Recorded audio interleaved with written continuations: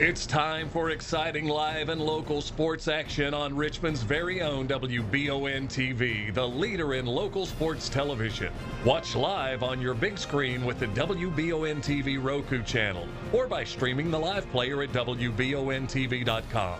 And support these great local sponsors who support our community. Now, here's your announcers for the game. Good evening, everyone, and welcome into Madison Central High School, where tonight the Madison Central Indians are set to take on the Warriors of Southwestern. I'm Michael Watkins. Tonight, joined by Dawson Rule. No Tom Gross tonight, and we got Dawson hanging out and ready to call some high school football action with us. Dawson's alma mater, the Madison Central Indians, taking on the Southwestern Warriors. Dawson, who come in with an undefeated record and a team that is firing on all cylinders at the moment. Yeah, 9-0, and a lot of the experts are going to say 10-0 that you've seen on social media. They think that Southwestern's going to go undefeated heading to the playoffs, and they've got a good enough team to do it. This team's really good. They were really good last year, and it seems like they're even better this year. Yeah, last year, you and I did the game last year when Central played at Southwestern, and that game, it had been raining. I think it rained some during the game itself, and really nobody could get a lot of offense going, but Southwestern used a very physical run game, and it seemed like Central, playing for the playoffs, didn't want to get anybody injured, and not that they turned it in or whatever. Brady Hensley, a lot of their players were playing, but they just didn't have the same kind of oomph, if you will, that we've seen from them throughout the year last year. Now this year they come in, a lot of injuries. This has been a rough season for Mike Holcomb, and you look at their record right now, 7-2 on the season. That's a pretty good record considering all the guys that have been in and out of the lineup, and that's the same case here tonight. A lot of injuries to deal with, as we'll look at that later on in the broadcast. But we are live here on WBON TV, presented by Bishop Small Engine Repair, right here on North Estill Avenue in Richmond. And our pregame show is brought to you by Whitaker Bank. Whitaker Bank is uniquely Kentucky. In Madison County, nobody has more locations than Whitaker Bank. Visit whitakerbank.com to learn how they can serve you. It's Madison Central and Southwestern, and the Warriors, again, last year, Dawson defeating the Madison Central Indians at home, now on the road, coming into this place where Madison Central has not lost this year, and have only lost one time under Mike Holcomb. Yeah, Holcomb has completely changed his football program around from a couple years ago. They only got 2 wins in 2 seasons, and last season they got 10. They've got 7 this year, could be 8 after tonight. But one thing I'll say about Southwestern is even when I was in high school, they just beat Central every year. Yeah. I don't ever recall seeing a game where Central has beaten Southwestern, and I'm hoping tonight's the night that can finally break, because you can't have a long losing streak against the school. You never want that. Yeah, Central has only defeated Southwestern one time. Yeah. That was back in 2002. They've played 8 times. So 7-1 are the Warriors against the Indians. It's 2 teams that, their mascots very similar in size. I mean, the 2 schools pretty similar. I mean, Central's a bigger school, obviously a 6A school against a 5A school. But you look at this Southwestern team, and as far as like opponents go, Dawson, Southwestern has only played 2 teams that Central has played, South Laurel and Madison Southern. In the Madison Southern game, way back in the first game of the year, Southern had a 3-score lead in that game at one point, and in the second half, the Warriors just completely turned it around. The South Laurel game, both teams dominated South Laurel, so that's kind of hard to compare. Central obviously played a tight one with Madison Southern, ended up winning in overtime. But here tonight, it's big for 2 reasons, and that is RPI. As we go into the postseason, I'll be the first to admit I have no idea how the RPI works, but I think tonight, whichever one of these 2 teams win, it'll be a big RPI victory because of the stature of this game. There's a lot of big games in the area. The biggest game, probably Boyle County and Frederick Douglass. Yep, this one's probably maybe the 3rd or 4th biggest game in the state because of what's at stake with the RPI. Yeah, last year, of course, you wanted to win that game on the road, but at that time, the playoffs were different last year, so RPI didn't really matter as much. The playoffs are much different this year with the cross districts the first 2 games, and then after that, it goes to RPI for who gets the home and home. And we had talked about a little scenario. We'll save that for for later. But what could happen if Central wins this game tonight? If they make a little run in the playoffs, let's not get ahead of ourselves here. But if they do win a couple games, they may host a big-time home game against the team they just lost to. Yeah, here on the Whitaker Bank pregame show, Dawson and I hanging up in the nice, warm, and cozy Gateway Cycles broadcast booth. Gateway Cycles is located over in Mount Sterling. When it's time to choose your next ride, visit gatewaycycles.com. Dawson Roll, Michael Watkins here with you. Our producer tonight, Gage Hill, and our cameraman, our Jacob Beck up top, and our Aiden Mills up top. Jacob Beck, our hero cam shot tonight here during the broadcast. Lots more to get to here during the Whitaker Bank pregame show. We'll step aside for a quick commercial break. We'll come back and we'll look ahead to the keys to the game. Madison Central needing a big win here at home. We'll tell you what they need to do to get that when we come back here on WBON TV. I'm Michelle. And I'm Jennifer, and in the spring of 1992, Bishop Small Engine Repair was born in our mom and dad's barn in Estill County. Then in the fall of 1992, we made the move to Madison County, where we are today. With the support of our family, customers, and community, we have continued to grow in the outdoor power industry. With a full line of products from Kokeduk, Grasshopper, Echo, and Shindawa, we can help you tackle your yard so you can enjoy it with your family. Bishop Small Engine Repair, where our focus is our customer.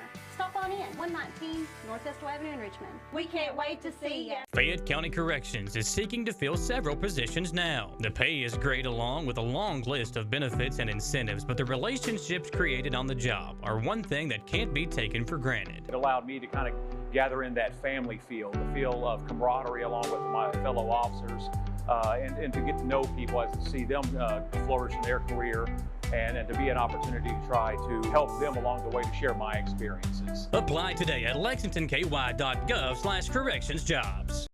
Hello, I'm William O'Donnell, your candidate for Madison County Sheriff. In these ever-changing times, I understand the need for a sheriff's office that is progressive in its approach to crime and the public safety issues within our county.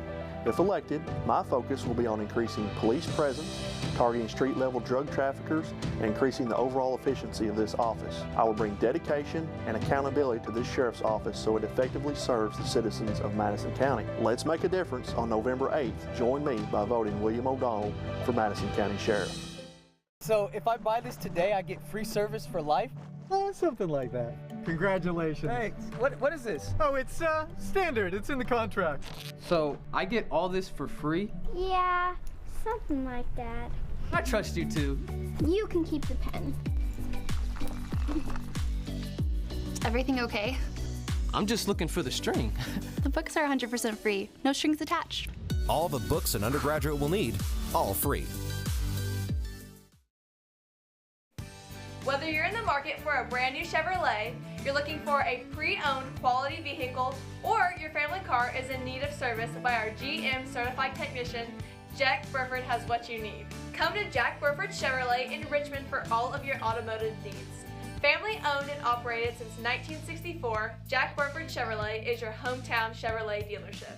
Check us out at jackburford.com or come in and see us today. We are located on the EKU bypass across the street from Walmart. Jake from State Farm. I would like to formally extend my gratitude for the Russell rate on my insurance. Do you mean surprisingly great rates from State Farm? I don't believe in accepting help, but I'll make an exception. Here's the deal, Russell. There's no special rate. These prices are for everyone. Consider us square. I made that from memory. I know your face that well. When you want the real deal, call State Farm agent Jerry Goebel in Richmond today. Like a good neighbor, State Farm is there.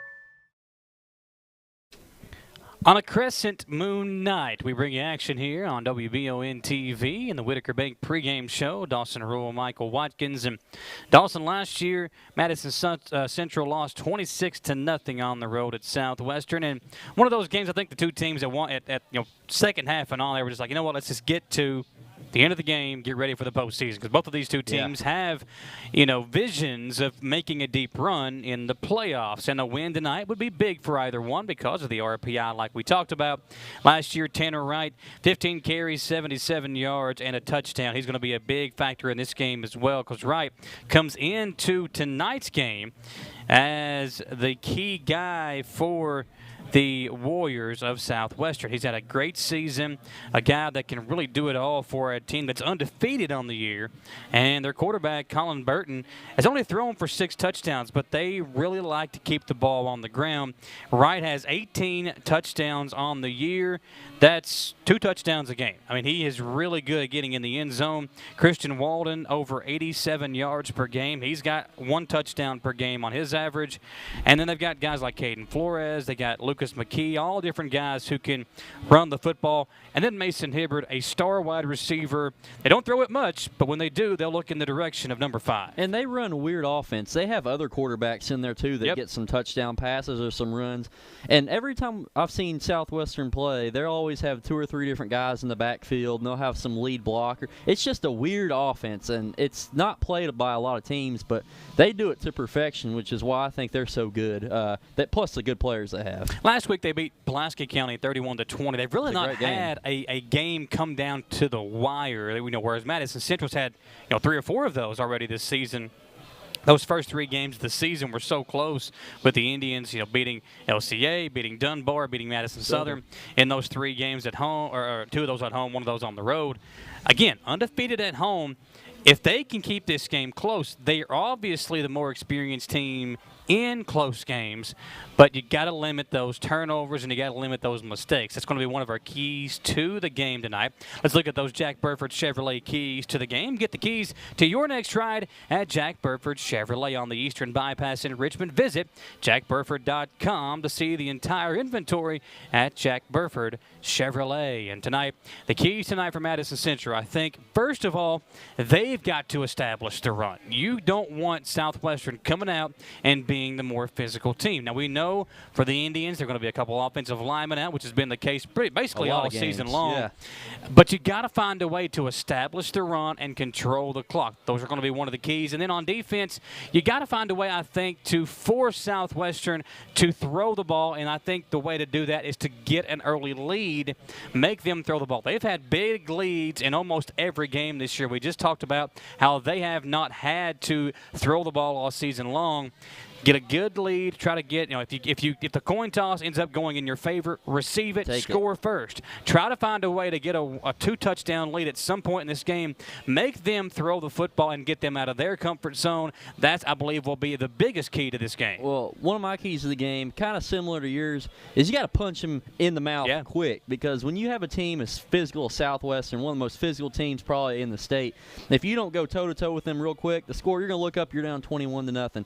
And some teams, they may not have the exact talent that you do, but if they're tougher than you are, just like some of the mountain schools, they can beat you just like that, kind of like Pikeville. They have some talent, and they've got a ton of toughness. That combined, that's why they're one of the best teams in Eastern Kentucky. Southwestern, they may not have the flashy players. They got a few here and there that Central may have a little bit more flashy, but they're so tough that's why they're beating all these teams by so much. Teams aren't ready to play that kind of way. Madison Central, Southwestern, right around the corner. We appreciate you joining us here on the Whitaker Bank pregame show. And those are your Jack Burford Chevrolet keys to the game. Get the keys to your next ride at Jack Burford Chevrolet on the Eastern Bypass in Richmond. Visit jackburford.com to see the entire inventory. We'll have the injury report and so much more when we come back. Stay tuned, folks. Here on Senior Night, Madison Central looking for a big win at home. Should be a fun night here in Richmond. Indians have not lost at home this season. They've only had 1 loss in the tenure of Mike Holcomb. That was last year to a pretty good Bryan Station team. And LCA, too. So they lost twice. That's right. They lost twice in the Mike Holcomb area. The LCA last year at home, and then Bryan Station. So 2 losses here at home, both of those coming last year. Talked about the close games they've had, and tonight could be one of those scenarios. You got to come out. We talked about the keys. Take care of those, and Central could get a big, big, big victory here at the Tomahawk Valley. We'll step aside for a quick commercial break, folks. Thank you for joining us here. Dawson Rule and Michael Watkins here with you on the call. It's the Whitaker Bank pregame show on WBON TV. Orthopedic and Sport Physical Therapy will help guide you on your road to recovery. It is our mindset, a spirit driven to excellence, to help people heal faster and better. If you have pain or an injury, or you need experts in sports medicine, Orthopedic and Sports Physical Therapy is your best choice in rehabilitation, and you have direct access. In most cases, you do not need a referral to any of our 7 locations serving the region. Just give OSPTKY a call. Visit our website at osptky.com to find the location nearest you. Do you have dripping registers like this? Drywall issues like this? High humidity can cause a very uncomfortable and sometimes damaging environment. It doesn't matter the age of your system. Improper installation and sizing are the failure. Here at Madison HVAC, we look at your home as a complete system, not just the pieces of equipment attached to your house. Give us a call today at 859-625-1471 so we can provide your solution. And remember, we fix that too. Who makes the best meal in Richmond? Nuevo Vallarta. Friendly service, a place that's good for kids and good for groups. Head to Nuevo Vallarta on Big Hill Avenue in Richmond. Nuevo Vallarta is known for warm hospitality, great prices, great food, and the best fajitas in town. Start with an appetizer, order a la carte, or choose from their huge menu of Mexican favorites for grown-ups and kids. Nuevo Vallarta on Big Hill Avenue in Richmond. Since opening in 1972, Citizens Guarantee Bank has been there to help our customers enhance their lives and achieve their dreams. With 7 locations across Central and Eastern Kentucky today, we are celebrating 50 years of being there for the communities we call home. Citizens Guarantee Bank is now CG Bank. New name, same commitment to being there for our neighbors. CG Bank, we've been there for that. Member FDIC, Equal Housing Lender. Chenault Vineyards has become a premier destination in Richmond for family and friends looking for fun and entertainment. The vineyard sits on 500 acres with breathtaking views and several different things for you to enjoy while you're there. Live music, tastings, tours, a walking trail, or maybe you'd like to host your own event at the vineyard. Visit ChenaultVineyards.com to check out the complete list of upcoming events. Like them on Facebook to stay informed, or like Chenault Vineyards on Instagram. At Jones Family and Cosmetic Dentistry, we value our patient relationships, making it our priority to deliver the gentle, compassionate care that you deserve from a dentist. We offer patients single-visit restoration on crowns, bridges, inlays, onlays, and veneers with CERAC. Jones Family and Cosmetic Dentistry is equipped to handle all your dental needs, from implants, teeth whitening, root canal therapy, and more. For your next dental appointment and for more details on lip filler and Dysport specials, call Jones Family and Cosmetic Dentistry at 859-985-0201. Looking for some fun this fall? The Galaxy Bowling Center has a league for you. No matter your skill level, you can come out, make some new friends, and have a great time. Call 624-4444 for details. Or, if you're more of a trivia person, Champions Bar and Grill has you covered every Tuesday, starting at 7 with great prizes and all-you-can-eat wings for only $19.99. Why go anywhere else? The Galaxy Bowling Center and Champions Bar and Grill, your ticket to fun just off I-75, exit 87 in Richmond. It's the common thread that ties us together, making life better for everyone. At CVNB, that means better banking, better accounts and lending, better experiences, better schools and better communities. Better. It's what ties us together. CVNB. Bank better.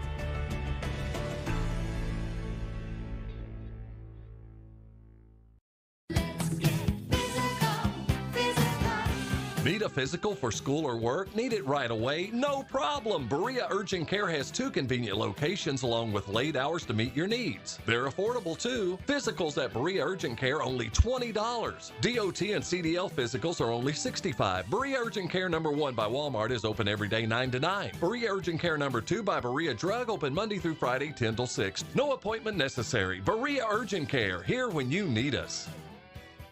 Did I ever tell you about that time I zipped right past that dang Sasquatch? I don't think so. Yes, sir. I don't know how it ever got away if it wasn't for this brand new side-by-side I got at Gateway Cycles. In Mount Sterling? Yes, sir. They set me up with something that left old Sasquatch sneezing in my dust. Jimbo! Lord, I hear him coming back now. That ain't no Sasquatch. That's Mama. Get a great deal on Sasquatch eluders today. Gateway Cycles, Mount Sterling. To some, it's just a boat. But to Jim, it's his escape from meetings, traffic, and the grind of daily life. He may not catch any keepers, but he wouldn't trade his day on the lake for anything in the world. That's why his boat is insured by Kentucky Farm Bureau. But it's not just Kentucky's Farm Bureau. It's Jim's Recharge the Battery Farm Bureau. My Farm Bureau. David Mayo, John Rader, and Chris Hornsby with Kentucky Farm Bureau. Batteries Unlimited in Richmond can energize you when your batteries fade out. They can also cut and make most home and automobile keys, replace and program key fobs, and make copies of your house keys. Plus, cell phone screen repair. Bring in your Apple or Samsung today. We are your home for all batteries. Go see Chris at Batteries Unlimited, Commercial Drive in Richmond. Back here on the Whitaker Bank pregame show, Michael Watkins, Dawson Rule with you here on WBON TV. Our coverage is always presented by Bishop Small Engine Repair right here in Richmond on North Estill Avenue. Dawson, let's look at tonight's Star Watch, which is brought to you by Jerry Goebel State Farm Insurance. Like a good neighbor, State Farm is there. Just like, how about Jaden West has been for the Madison Central Indians this year? West has been so good for an Indians team that at times has had to really rely on the passing game. Hagan Harrison this year has thrown 17 touchdowns, over 1,000 yards. His favorite target, Jaden West, 35 catches, 524 yards, and of those 17 touchdowns from Harrison, 12 of those have gone to Jaden West. Wow. The senior wide receiver has also returned 2 interceptions for touchdowns. He's got 4 picks on the season. And this Madison Central team can turn the ball over or can force you to turn the ball over. They've got 11 interceptions on the year, 4 from West, 3 from Parker Mullins. And those guys have also missed a game each. So they've done that in just 8 games. Sam Farmer, Bryant Mathis, Garrett Lingenfelter, and Trevor Dennis have each picked off a pass this year as well. So the Indians defense can force you to turn the ball over, and Jaden West, our star watch on that side. On the other side, it's hard not to talk about a guy in Tanner Wright who's Mr. Do-It-All for Southwestern. Right, over 1,000 yards rushing on the season, and he's got 18 touchdowns on the ground. He's also caught 1 touchdown pass this year for the Warriors, who like to keep the ball on the ground. And Tanner Wright, when you have a guy like that in your backfield, can do just that. Those are your Jerry Goebel State Farm Insurance Star Watch tonight. Like a good neighbor, State Farm is there, and Jerry Goebel is there for you. Like Jerry Goebel State Farm Insurance on Facebook to learn more about what Jerry Goebel State Farm can do for you. Madison Central. And coming up tonight, taking on the Southwestern Warriors. We appreciate you joining us here on a beautiful night. Man, it has been an absolutely perfect day again. The weather is great all year. It has been. We've had, the one game, the Dunbar game, where it wasn't raining, but it was lightning. So we had to delay the game for a little while there. But we've really had, as you said, good weather all year long. Tonight might be one of those nights where it's a warm night again throughout the evening. It was, hot today. We dressed for a cold night, and it was actually very warm today. It's currently 60 degrees in Richmond, and make sure to remember our friends Madison HVAC. Give them a call, Madison HVAC, at 859-625-1471, or visit madisonhvacr.com to learn more about how Madison HVAC will do whatever it takes to keep your heating and cooling system right throughout the year. 60 degrees in downtown Richmond, the game about to kick off. And, Dawson, this time of year we have a lot of extra sponsors who want to say, they want to reach out and get all the right things, say all the right things, and get your support. Election time right around the corner, and these guys want your support this November. Re-elect Republican Steve Tussey for Madison County Jailer, a native of Madison County who has proven that he is a man of integrity and commitment. That's paid for by Steve Tussey. And vote to re-elect Reagan Taylor as your Madison County Judge Executive to keep building a better Madison County. That's paid for by the friends of Reagan Taylor. For Judge Executive, Myron Fisher, Treasurer. Here on WBON TV, it's Dawson Rule. It's Michael Watkins. High school football about 3.5 minutes away from a kickoff. It'll be a good one. It's senior night, and the four of the seniors out there on the captains And you see the rest of the seniors out there. Travis Grant out with an injury tonight, as is Hayden Kaiser. Tore his MCL. He's done for the year. No Rylan Rhodes, no Max Murphy. A laundry list of injured Indians tonight. And your injury report is brought to you by Orthopedic Sports and Physical Therapy. Get yourself back in the game with help from Orthopedic Sports and Physical Therapy. Folks, if you have a nagging injury, Orthopedic Sports and Physical Therapy can do a really good job of helping you find what is causing that injury or causing that pain and help you eliminate whatever that is. Be sure to check them out online at osptky.com. They have a test on there to find out if the pain that you're having is something that will go away on its own or if you should see a doctor. So visit osptky.com to learn more. 2.5 minutes away from the kickoff. Let's step aside for a quick commercial break, and we'll come back for the kickoff here on WBON TV. Hey Madison County, did you know Berea Ace Hardware is more than just a hardware store? Berea Ace Hardware carries the top brands like Skag, Echo, Steel, Spartan, Toro, Bentelli e-bikes, Wolf brand scooters, Trailmaster go-karts, and Red Cat Racing RC cars. Check us out at BereaAce.com. We sell fun at Berea Ace. Ace is the place with the helpful hardware, folks.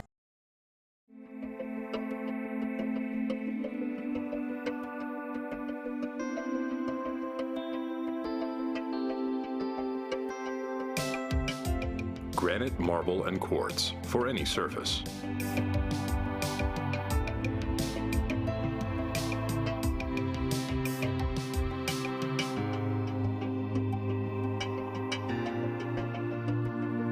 Make a lifetime commitment you won't regret. Support local and get your vehicle running at its peak performance with CT Diesel Performance South Exit 97 in Richmond.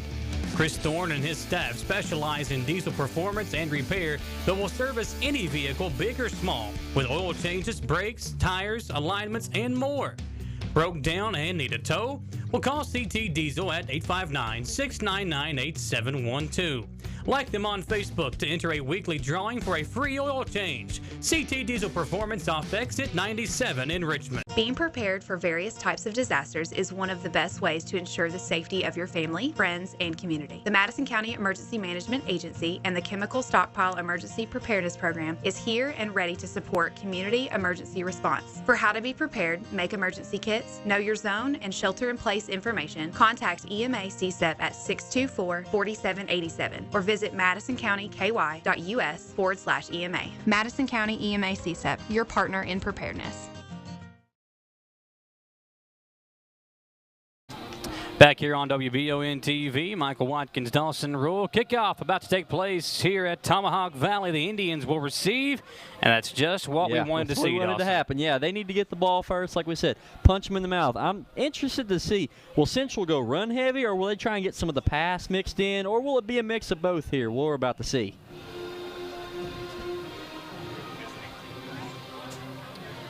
So here we go. The Indians, again, with a lot of injured players tonight. How will they fare with two offensive linemen out? The two starting guards, Rylan Rhodes, who's missed a lot of the last few weeks, and Max Murphy, the left guard, out tonight as well. We'll see Landon Brock and Tavion Kirby getting mixed in tonight. Back to return for the Indians, Jaden West, Brock Eads, and Bryant Mathis. Both are all three inside the 10-yard line. And kicking off for the Warriors, it's number 46. For Southwestern, that's Caleb Moore, the senior place kicker. So about to get things underway. Madison Central and Southwestern, our coverage, as always, presented by Bishop Small Engine Repair. Good showing out today by both fan bases, too. Here we go. Here we go. A little squib kick to get it started. Going to be recovered by an up man. Yeah. Knee was down, and the Indians will take over. Pretty good field position around the 30-yard line to begin their opening drive. That's Dylan Hammonds, the senior DB and wide receiver, who recovered the squib kick. I have a feeling they're going to do that a couple more times tonight. Too many weapons back there who can return kicks for Central. Yeah, you don't want the ball in the hands of Jaden West, Brock Eads, and Bryant Mathis, all three who have the ability to take it back. Ball on the left hash mark, 32-yard line for Central. Brock Eads and Brady Hensley in the backfield, and Three receivers set, no Travis Grant again in there, and no Hayden Kaiser, the backup tight end either. Indians go to the ground on the first play, and they'll lose 2 yards. Forward progress might give Hensley the 31, so a loss of 1. And it's been really interesting to see the issues up front that they've had, especially the last 2 weeks running the football, Dawson. Not the same physical run game we've been able to see from Central, especially last season. The holes for Brady Hensley and Adrian Parks were there all year long, but you lose your fullback. You're without a couple of your starting offensive linemen. It's hard to replace guys that you rely on like that up front to block for Hensley. And these offensive linemen that are in new, they'll get more experience. Hensley, a nice carry there on second down. Basically, look like the same play. They go to the same spot on the field. Off right guard and get about 8 yards to bring up a 3rd and short. And I'm expecting them to go right back to Brady here. To run. And, you know, Brady, even if there's no holes, he's always good for 1 or 2 yards as long as he can get back to the line of scrimmage. He's tough enough, so I expect him to go back to them here. Yeah, Hensley this year, battling injuries himself. He missed a couple of games early on in the season. Played sparingly in the Dunbar game, missed the Southern game, but he's been back since district play, and he's had a great last month. He won't get, or will he get the first down? The far side judge at one point had him across the line, then backed it up. The near side official has him across the marker needed.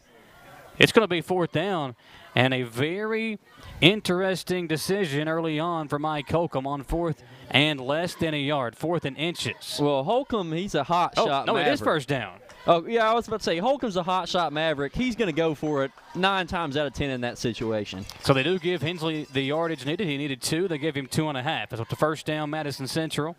And here come the Indians on offense. We'll have Jaden West wide to the left side. That's to the near side. Trips right. Hensley to the right side of Harrison. They've gone run on all 3 plays. They're going to throw it here. Harrison, got to run. Pressured. He'll take off.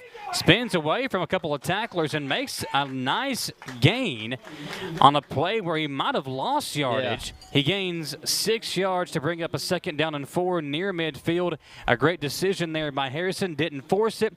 And that's one thing I think we need to see from him. He's shown the ability to throw it deep and throw it short and throw it over the middle, but he's also such a great athlete. He can run up and down the field and out sprint some of these guys. He's just not done it a lot this year. Well, he made his read. He was looking for Jaden West. It wasn't there, and he decided he's not going to look around anymore. He's just going to take off and run. If he can do that a little bit more, he might be able to get some more rushing yards. They go back to Hensley near side. Brock Eads, the blocker. Hensley cuts it up the middle. First down and more. Hensley across the 40 and a first down into Southwestern territory. The ball came out. Warriors say they have it, and it is Southwestern football. Man, that's another not so good fumble right there for Hensley. He had that goal line fumble last week for the touchdown, then a tough fumble there. So hopefully he can get that sorted out. Not sure what's going on there for Brady. Here on the replay, seeing it just dropped out of his hands. I think Hensley thought he was already down. He's been dealing with that issue all year long with the forearm, on both of his forearms.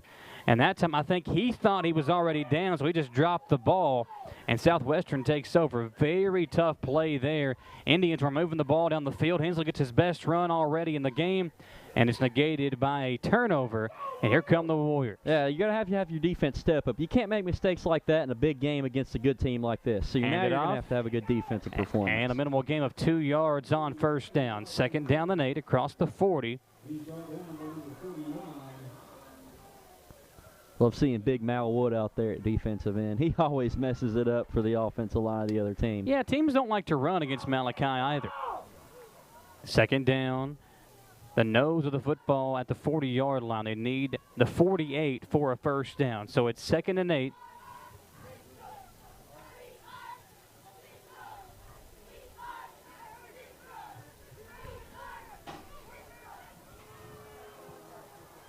Tanner Wright got the handoff on first down. They throw on 2nd down and immediately brought down after a short pickup, only 2.5 yards on the completion out to Caden Cunningham. Big 3rd down right here, Michael. To see if the Central defense can get a quick stop, get them off the field, and get their offense back out there. Yeah, 3rd and 5 for the Warriors, and maybe, Dawson, maybe 4 down territory. Yeah, I think Southwestern's good enough. They'll probably go for it, too, if they get it within 2 yards, but we'll see what happens here on 3rd. Try to push them back here on 3rd down. And a flag comes in. That's an offside against Madison Central, and that is definitely not what you needed. Yeah, just can't be making the little mistakes like that if you're Madison Central. It was going to be 3rd and 5. Instead, it's a 1st down and 10, and here come the Warriors moving it up the field. Ball near midfield at the 49-yard line. Handoff, left side, the speedy running back takes the handoff. Good tackle on that far side. It's number 59 on the stop for the Indians. It's Cody Maggard.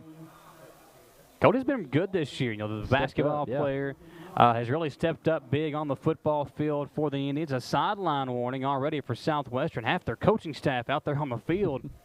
Not sure what they were arguing about with the officials, but the official says get back to your location where you're supposed to be. Sideline warning. It'll be 2nd down and 5 here for the Warriors. Nice to see a sideline warning for the other team. Central's had 1 billion of those this year. Finally, another team finally gets one. It's a nice run by Christian Walden, the speedy tailback. You know, you got guys like Wright and Walden who are good, you know, kind of fire and ice combo. One's the power back, one's the speed back. Ball's loose. Central fighting for it, and I think that quarterback was able to dive back on it. Oh, man. I don't know how he got to the ball of all people, but yeah, it's going to turn into some positive yards, too. Yeah, it went from what should have been recovered by Madison Central to ending up being a big gain. Here, check out the play. Quarterback just lost the football. It's still loose, and Central couldn't get it. Southwestern gains 4 yards on the fumble. The defense wasn't really expecting a fumble. They were still blocking for the run, and I think that's how he got it back. Oliver in there at the QB spot. Goes up under center. Wright, the deep back on the I formation. They'll give it to him. Lead block and a 1st down for Wright.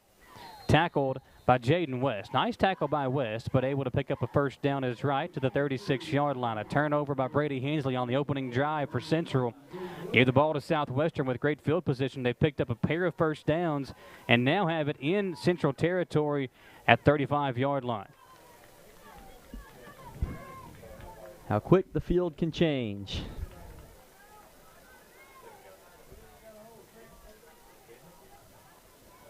First and 10. Quarterback keeper with Oliver. Nice little hole for the QB. He gains 7 on 1st down inside the 30 to the 28.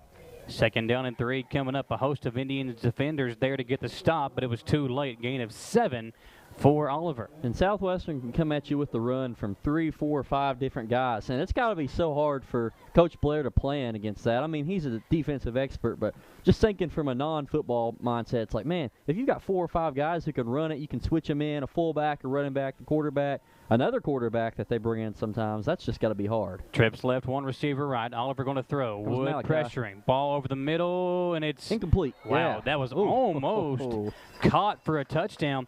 Mathis, I don't think Mathis saw it coming at him. He might have had a chance to pick that one off. Check out the replay here. Oliver dropping back, puts a good ball over the middle, but his wide receiver just could not haul it in. It brings up 3rd and short, but I like the aggressiveness there from a team like Southwestern, who's very physical. They like to run the football, try to catch Central off guard with a deep pass that almost ended up in the end zone. Well, I noticed this last week, too. Station was picking on Mathis. He's only a sophomore, and I think Southwestern's going to do that a little bit, too, this week, but he's a good player. Timeout. We will step aside with them and take a Batteries Unlimited TO ourselves here on WBON TV. Hi there, I'm Alan Feldhouse Jr., head basketball coach at Madison Central High School. Here at MCHS, we have built a winning team. I'd like to tell you about another local winning team, family-owned and operated Bluegrass Restoration and Construction. They specialize in roofing, general construction, and home maintenance services. Just like on the court, you need a team that will work together to get the job done, and that's exactly what BRC does. Give them a call at 859-353-1133. Row Tribe. Want to make dinner a true winner?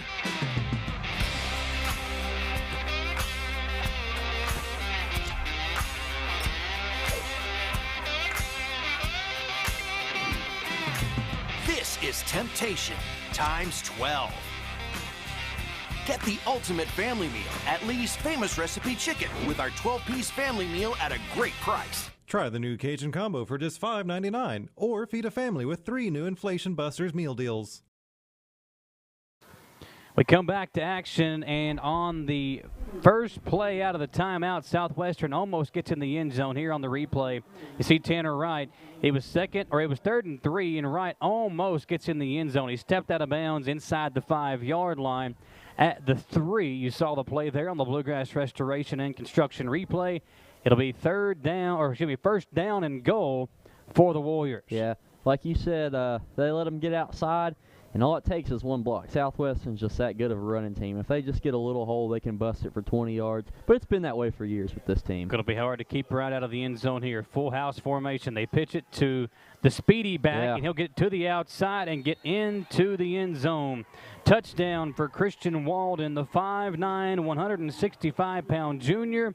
A good block by Wright on Jaden West to spring him. And the Warriors capitalize on the Madison Central turnover. Instead of the Indians taking an early lead, like was going to be one of our keys to the game, it's Southwestern doing it, and they lead 6-0. Yeah, that's why you can't turn the ball over, so South Central's going to have to come down, and most likely they're going to need to score, and if they don't, they could be in trouble tonight. Just being honest. Touchdown, and then on the extra point, good as well. 7-0 Warriors. We'll come back in 1 minute here live on WBON TV. I'm Richmond City Commissioner Mike Brewer, and I'd like to tell you about the proven progress and facts. While in office, we opened the Active Living Center, the Millstone Park, which led to the annual Millstone Festival. By working together, we've achieved a great deal in our city by keeping our tax dollars down and not creating new taxes. We've been under budget for the last 4 years while also increasing wages. With 20 years of experience in city government, I'm once again asking for your vote to continue moving Richmond forward. I'm Mike Brewer, number 1 on the ballot. I'm Michelle. And I'm Jennifer. And in the spring of 1992, Bishop Small Engine Repair was born in our mom and dad's barn in Estill County. Then in the fall of 1992, we made the move to Madison County, where we are today. With the support of our family, customers, and community, we have continued to grow in the outdoor power industry. With a full line of products from Cub Cadet, Grasshopper, Echo, and Shindawa, we can help you tackle your yard so you can enjoy it with your family. Bishop Small Engine Repair, where our focus is our customer. Stop on in, 119 North Estill Avenue in Richmond. We can't wait to see you. More to kick it off after the touchdown. 7-0 lead for Southwestern. This one a deep kick, and Jaden West will return it from the 9-yard line. West found a crease, but it closed up quickly, able to get it across the 25, and Central will begin the drive at the 27-yard line. Ball on the left hash mark, and Dawson. Central was able to get some momentum on that opening drive, moving the ball up the field, but it was quickly negated by a turnover. Brady Hensley was being tackled.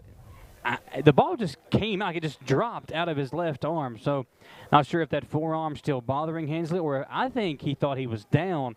Yeah. Either way, it was recovered by Southwestern. They turned it into 7 points, and they lead here as the Indians begin their second drive at the 28-yard line. I say keep running the ball. They were doing good until that fumble. Good Harrison pass. will throw. Dennis was open. It's a good throw right on the money, but good defense by the Warriors on that far side. Knocked away by Owen Campbell, the junior DB on that side, matched up with Dennis. Brings up 2nd down and 10.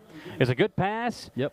But good defense. Even better defense. By Owen Campbell. But I like the play call right there. When you get Hagan Harrison rolling out, that's usually when he's at his best, when I've noticed this season. It was a nice safe throw. I mean, he didn't really put it in harm's way, put it to where only his guy could get it. Now, he did have Brock Eads open out in the flat, but Dennis was about 3 yards upfield. Would have been a first down had he made the catch. Instead, 2nd down and 10. 2 receivers to the right side. They'll give it back to Hensley on 2nd down. Brady, nowhere to go. 3rd and 10 coming up. The ball came out again, and it's recovered by Southwestern. Oh, Brady. Oh, that's tough. 2 turnovers already from the star tailback for Madison Central, and this one, he's hit right in the chest. The ball came out, and Southwestern right there to recover. Yeah, I don't know what his problem is, if it's an injury or something's going on in his head, but he was injured a lot this year. Yeah. Last year, he just didn't have that problem. He ran for a couple thousand yards. He didn't fumble it almost at all. He's already got 2 tonight. So I don't know what's going on with Hensley. Gives the ball back to Southwestern. Indians defense needing to come up with a big stop here. Warriors trying to strike early and put this one out of reach potentially. Hand off to the fullback. Nothing, and he'll really. take it for about a yard, maybe 2. The big fullback, Maddox Mink, 6'1", 225. The senior fullback takes the handoff. 2nd down and 8. Central was right there, but when you got a guy 6'1", 225, most of the time he can just lower his shoulder and gain 2 yards, and he did just that. And Southwestern will do a lot of fullback runs. You don't really see a lot of teams do that nowadays, but expect to see a lot more of those tonight. 2 receivers left. Tight end to the left side for right, or pass is thrown out to the left, and Oliver Good completes defense. it. Yeah, great defense. Central got there. They read it perfectly, almost knocked it loose before it was completed, and it's going to be a 2-yard loss. So you gain 2 on 1st down, you lose 2 on 2nd down. It's 3rd and 10 for Southwestern. Big defensive play again, except it's 3rd and long. So I think the Indians' defense is going to get a stop here.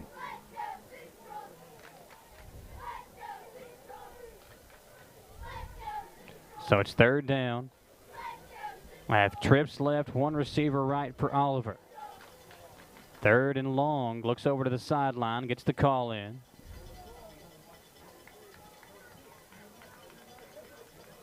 And a false start. Yeah. 3 guys moved for the Warriors. That'll help out the Indians' cause.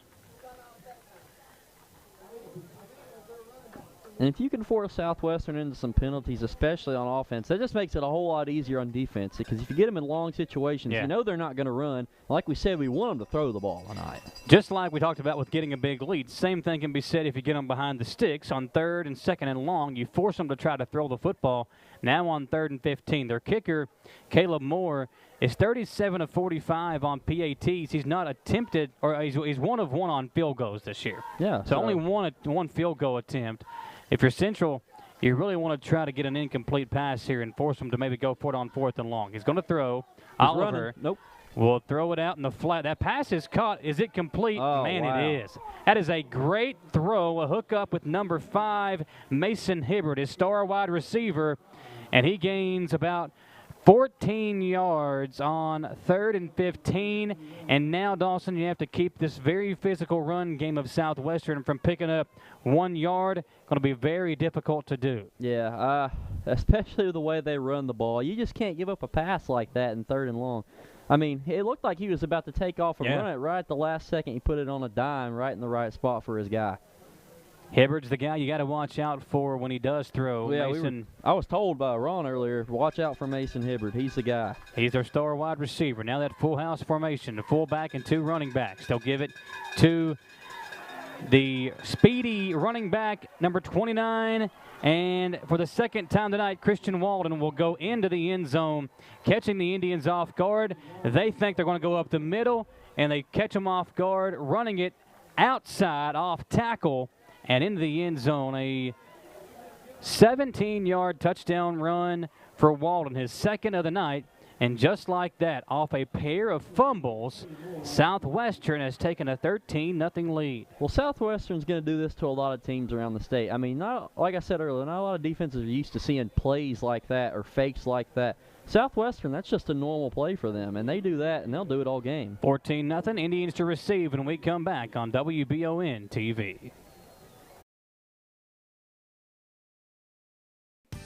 Whether you're in the market for a brand new Chevrolet, you're looking for a pre-owned quality vehicle, or your family car is in need of service by our GM certified technician, Jack Burford has what you need. Come to Jack Burford Chevrolet in Richmond for all of your automotive needs. Family owned and operated since 1964, Jack Burford Chevrolet is your hometown Chevrolet dealership. Check us out at jackburford.com or come in and see us today. We are located on the EKU bypass across the street from Walmart.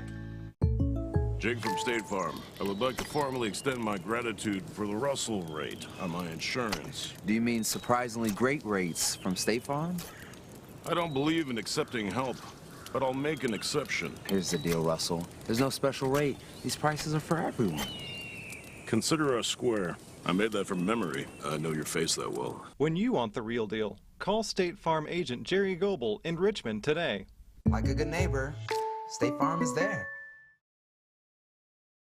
Jaden West on the return for Madison Central. Finds a hole. and cuts it out near side. West tackled at the 45-yard line. Let's see if that can wake up this Madison Central offense, and that's not what you want to see. Jaden West hobbling over to the sideline and immediately puts himself under the tent. Hopefully that's just a little nick, and he'll be back out there in a couple plays. He's had a couple of those this year, and usually he gets right back out there. Yeah, Jaden West has been so good this year. In my opinion, should be a potential favorite for District Player of the Year with the kind of season he's had. Let's see if they come out run. Brady's back out there. Let's see what he can do here. 1st and 10. Hensley, a pair of fumbles here in the first quarter. Harrison going to keep it himself. They run the read option, and he gets no gain back to the line of scrimmage to the 45. Yeah, Southwestern, along with having a good offense, their defense looks pretty good so far, too. Yeah, on that opening drive, Central was able to pick up some big plays, and they had it into Southwestern territory before that first fumble, and then on the last drive, you just kind of you miss the completion to Dennis with good defense from the corner on that side, and then you run it, another fumble. So got to find a way to move the football here. You cannot give this football back without at least getting a couple of first downs and getting some kind of momentum back on your side. Let's see if they can get Brock Eads involved a little bit, too. Hensley breaks one tackle but falls forward, a gain of maybe 3 to the 48-yard line. So it's 3rd down and 7. You're kind of in that no man's land where if you go for it, if you pick up 3 yards here, you're definitely going for it on 4th down. Go for it. That's just how he is, and I like that from a coach. I mean, especially in high school football. So got to pick up a couple here. Now, if it's 4th and 9, if you lose 2 yards here, you probably punt. But if it's 4th and 7 or less, I think you go for it. Let's see what happens here on 3rd down. 3rd and 7 as we dip under 2 minutes to play in the opening frame. Madison Central down 14-0 against the Warriors of Southwestern out of Pulaski County. Hensley splits out wide left. Harrison to throw. He's going deep over the middle. Brock Eads, man, he had him. Man, he had him wide open. It could have been 6, too. Would have been a walk-in touchdown for Eads. Nobody to beat. He beat everybody he needed to, and on 4th down and 7, Mike Holcomb will punt it away after that missed opportunity by the Indians. Yeah, Harrison knows he missed that one, walking over to the sideline. Getting consoled by some coaches, but, yeah, that's just a big missed opportunity there. Great route ran by Eads, who was, again, wide open. Just missed him. Eads has been kind of the hero this year. When they needed a big play, he's been the guy they go to, really on both sides. He's had some big defensive plays as well. More in the punt. Man, that is a beauty. Good punt. Over the shoulder, and oh, my goodness.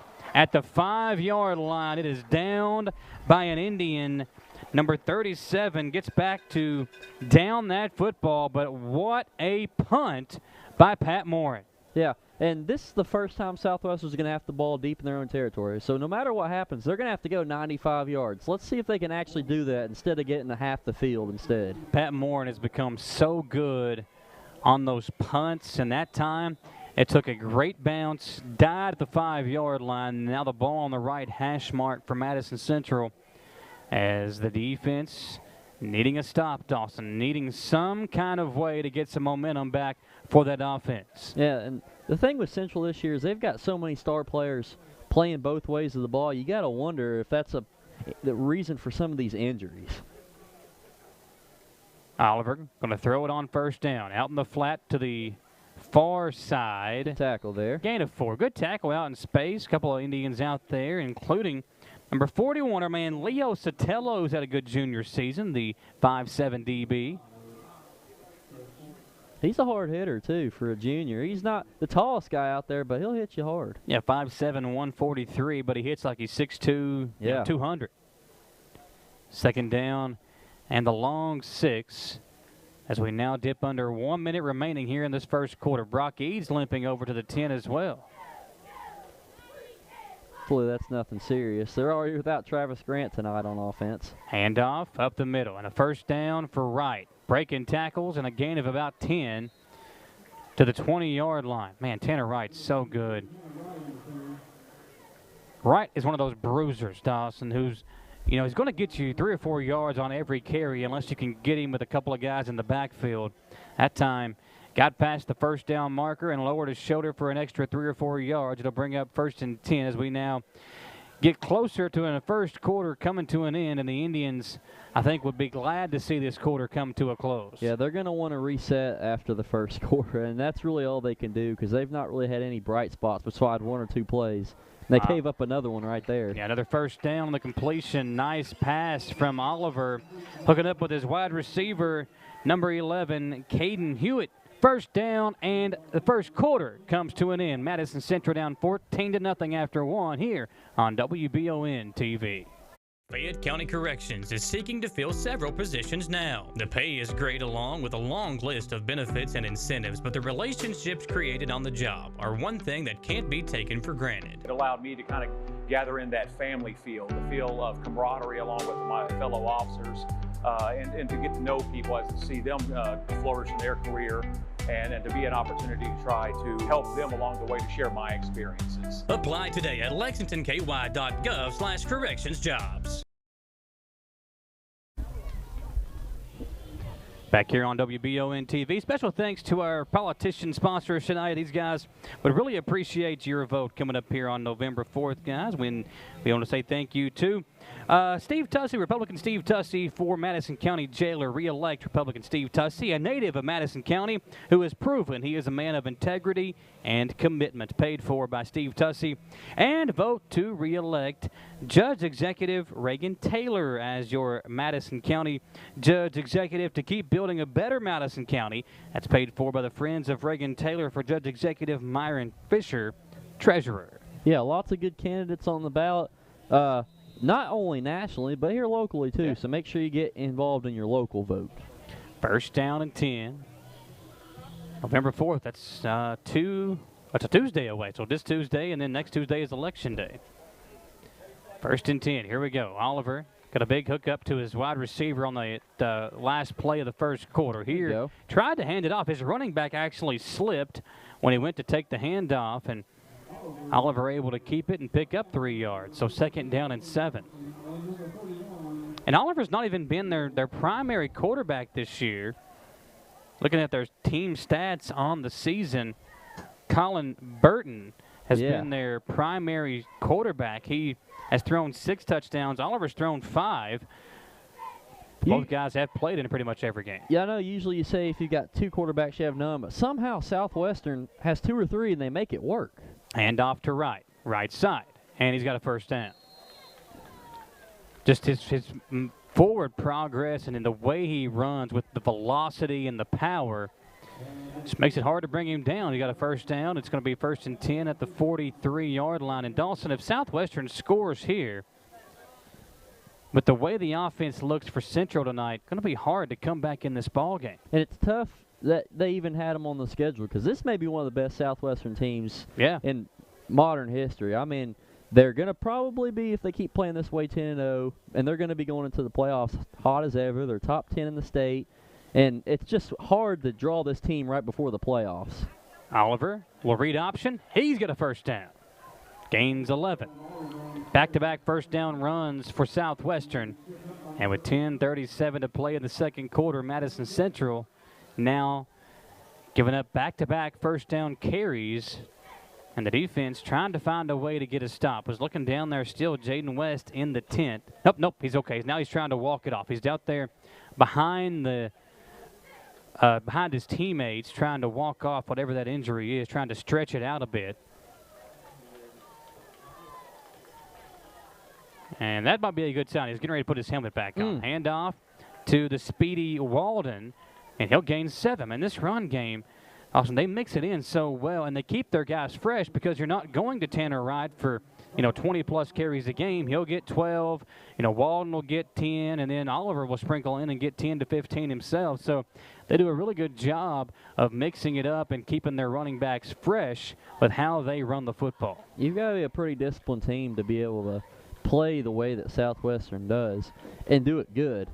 Because, like we were saying, they may not have the most athletic, talented guys, but, man, the guys they do have make it work every time. 2 receivers each way for Oliver. Tailback to his left. Man in motion left, so trips left, and he will throw. Got a man deep. Throwing it deep. And that pass is incomplete. Man, Defense Central got right there. away with one there. Mathis draped all over the receiver. The flag at the 41-yard line near the line of scrimmage. Let's see what the call is. I think it's a false start.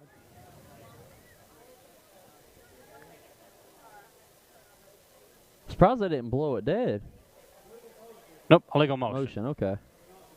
So what happened is on that play, the wide receiver coming near side did not get set before Oliver snapped the football. That's why the illegal motion, and now 2nd down and 10. Yeah, Kentucky got burned on a play against Ole Miss that would have won the game on something like that. Receiver wasn't set, and that cost them a touchdown. So 5-yard penalty. So it's not 2nd down and 10. They back it up to the 44-yard line. They need the 36. So it's 2nd down and 8 for Southwestern. 2 receivers near side, 1 to the right for Oliver. 2 backs in the backfield. He'll give it to Wright. Running again to the right side and spinning away and backing his way into a 1st down. Put it in reverse, Terry, and pick up a 1st down. That's what Tanner Wright does.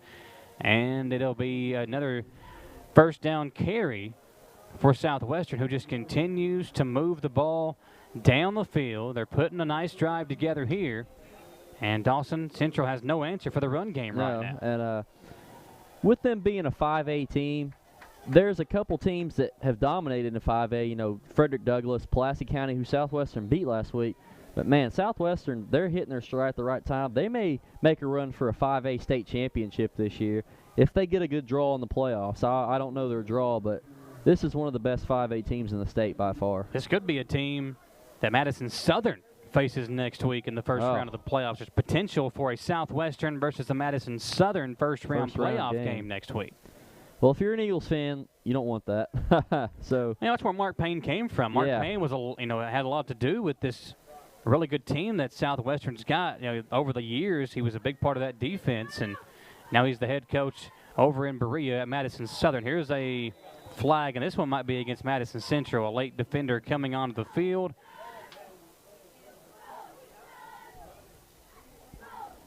See what the call is here on 2nd down and short. Yep, it's against the Indians. So a 1st down, and it has just been a lot of kicking themselves in the foot. Madison Central had the 2 turnovers, a couple of bad penalties. Now 1st and 10 at the 26-yard line.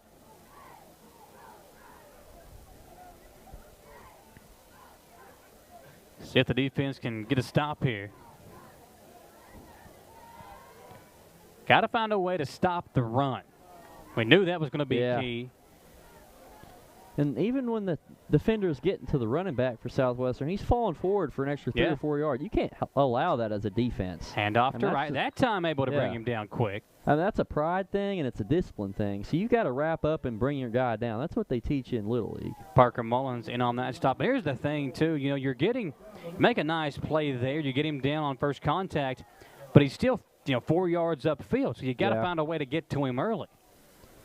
That's the hard part, though, when they're so tough. They'll push and hit you and make you earn your tackle. Those 5 guys up front doing a great job of blocking for Wright, Walden, and for the quarterback, Oliver, who's up under center here on 2nd down and 6. Hand off to the fullback. And good tackle. Immediately able to gain 3 yards. So it will bring up a 3rd and short. Nice run there. That time it was a handoff to Braxton Walters, his first carry of the game. So another guy they're mixing in. They've had now 5 different guys carry the football for Southwestern. Wow. 3rd down and 2 as we near the halfway point of this opening quarter. Maybe that's how you can play in high school. You can run so many guys in. If you work them in enough, you have unlimited weapons, That may be a thing more teams need to start doing because it's worked for Southwestern for years.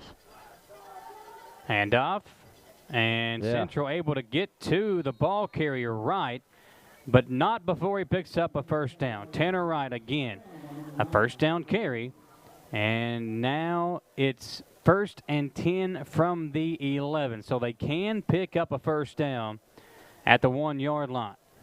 Well, they fake the fullback run and then give it to the running back, and that just completely fooled Central's defense. Mike Holcomb, few weeks ago when I talked to him, talked about how hard it is to be a defensive coordinator in high school football. We'll get to that point here in just a few moments. 5:50 left to play in the first quarter. Handoff, Walters bounces it outside, runs over a defender, and he will gain that first down. Needed 10 yards to do it on 1st and 10. He got exactly 10. It will bring up a 1st and goal for the Warriors. Yeah, and a couple of yards away from punching in again.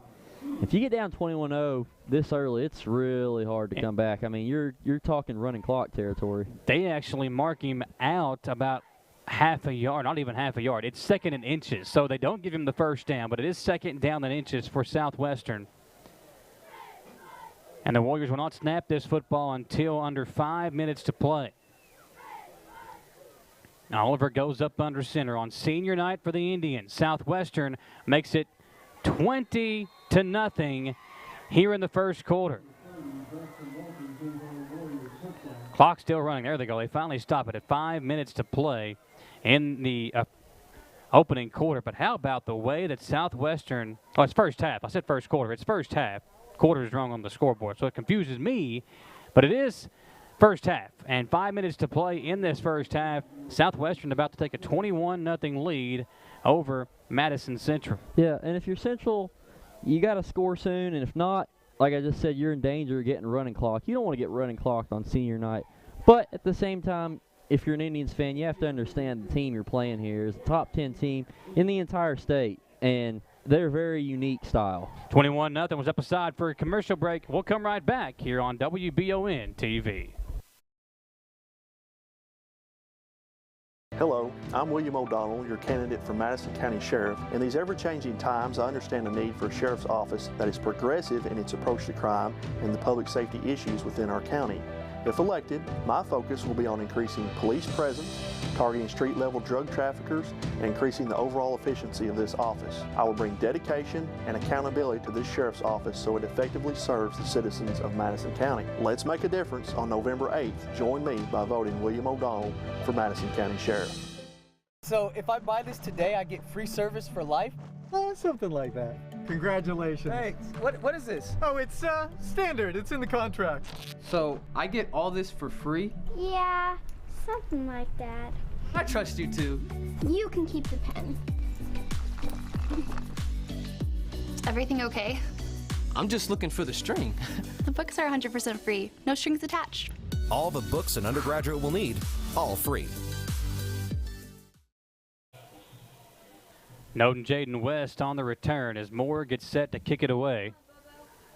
Mathis, the sophomore, will bring it back for the Indians. Near side. Indians getting some blocks for him. Mathis, a nice return, still on his feet and pushed out of bounds at the 45-yard line. Nice return for Bryant Mathis. Really good return. That's back-to-back good returns, but here's the thing, Dawson, you got to do something with it. Now, Jaden West was over here trying to stretch out that hamstring, maybe an ankle issue. He is not coming back into the game at the moment. So now you're without your star wide receiver, a couple of offensive linemen out tonight, and we know Brady Hensley's still banged up. So this banged-up Madison Central team, I'm not making excuses for them, but they got to find a way to overcome these things and try to put some points on the board here in this first half. Down 21-0, 4:50 to play in the second quarter.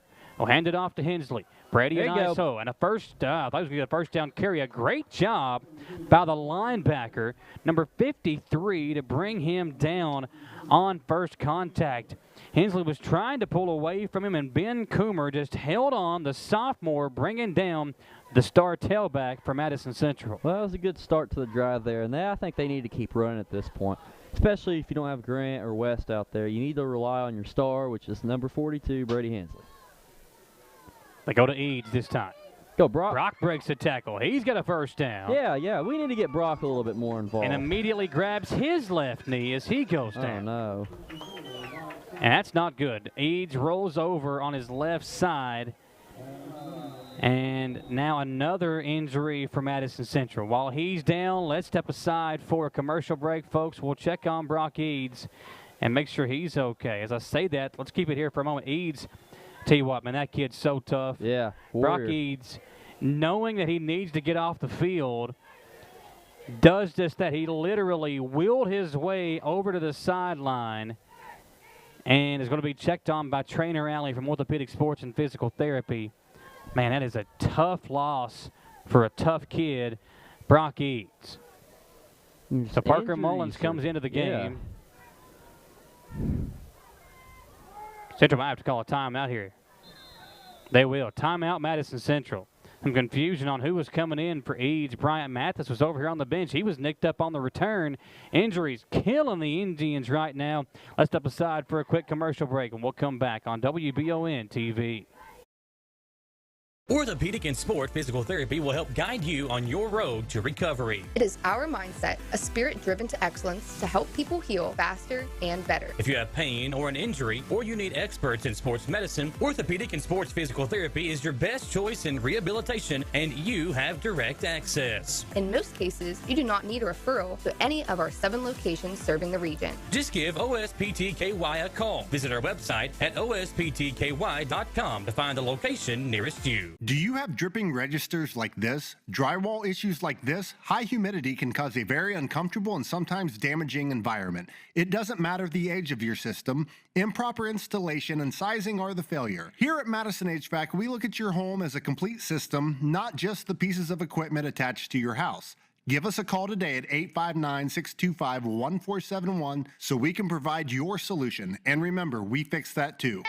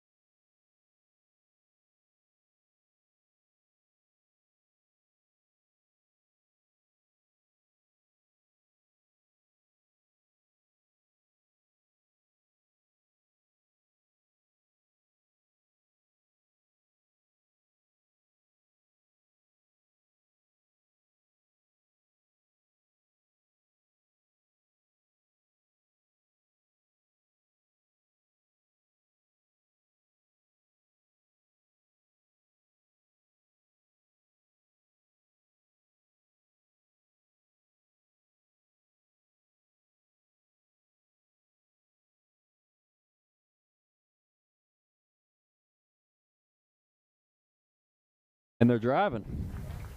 So you got to give credit to Hagan Harrison. Yeah. And this offense, the offensive line opened up a nice hole there.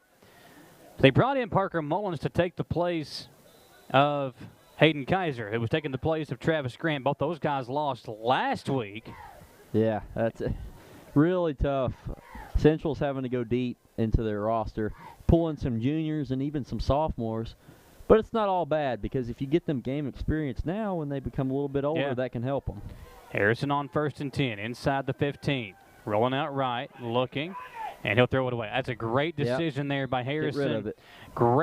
Great heads-up play by the senior. You know, I think at times even this year, last year for sure, he's trying to force that in somewhere, and at times this year he would do that. Heads-up play. Nothing's there. Let's throw it away and let's live to play another day. Or as the guy on the water boy used to say, live play another day. 2nd down and 2. That's the kind of stuff you get from me, Dawson. Yeah, well, I enjoy it. You know, the catchphrases.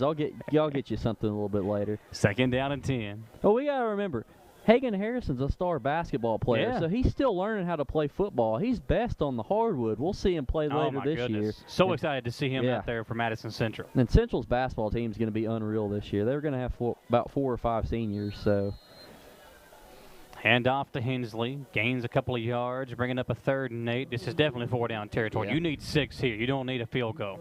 Pat Moore is probably money from this range, but you don't want to risk it here on 3rd. You got to put 6 on the board if you want a chance to come back in this ball game. Interested to see what Holcomb calls here. You know, he's a great offensive mind, but a lot of his stars are out, so he's going to the bench. Well, let's see who can step up then. KJ Wells checks in, so they bring in an extra receiver, and now Jaden West puts his helmet on. He's trying to come back in the ball game. Not on this play, however. 3rd down and 8.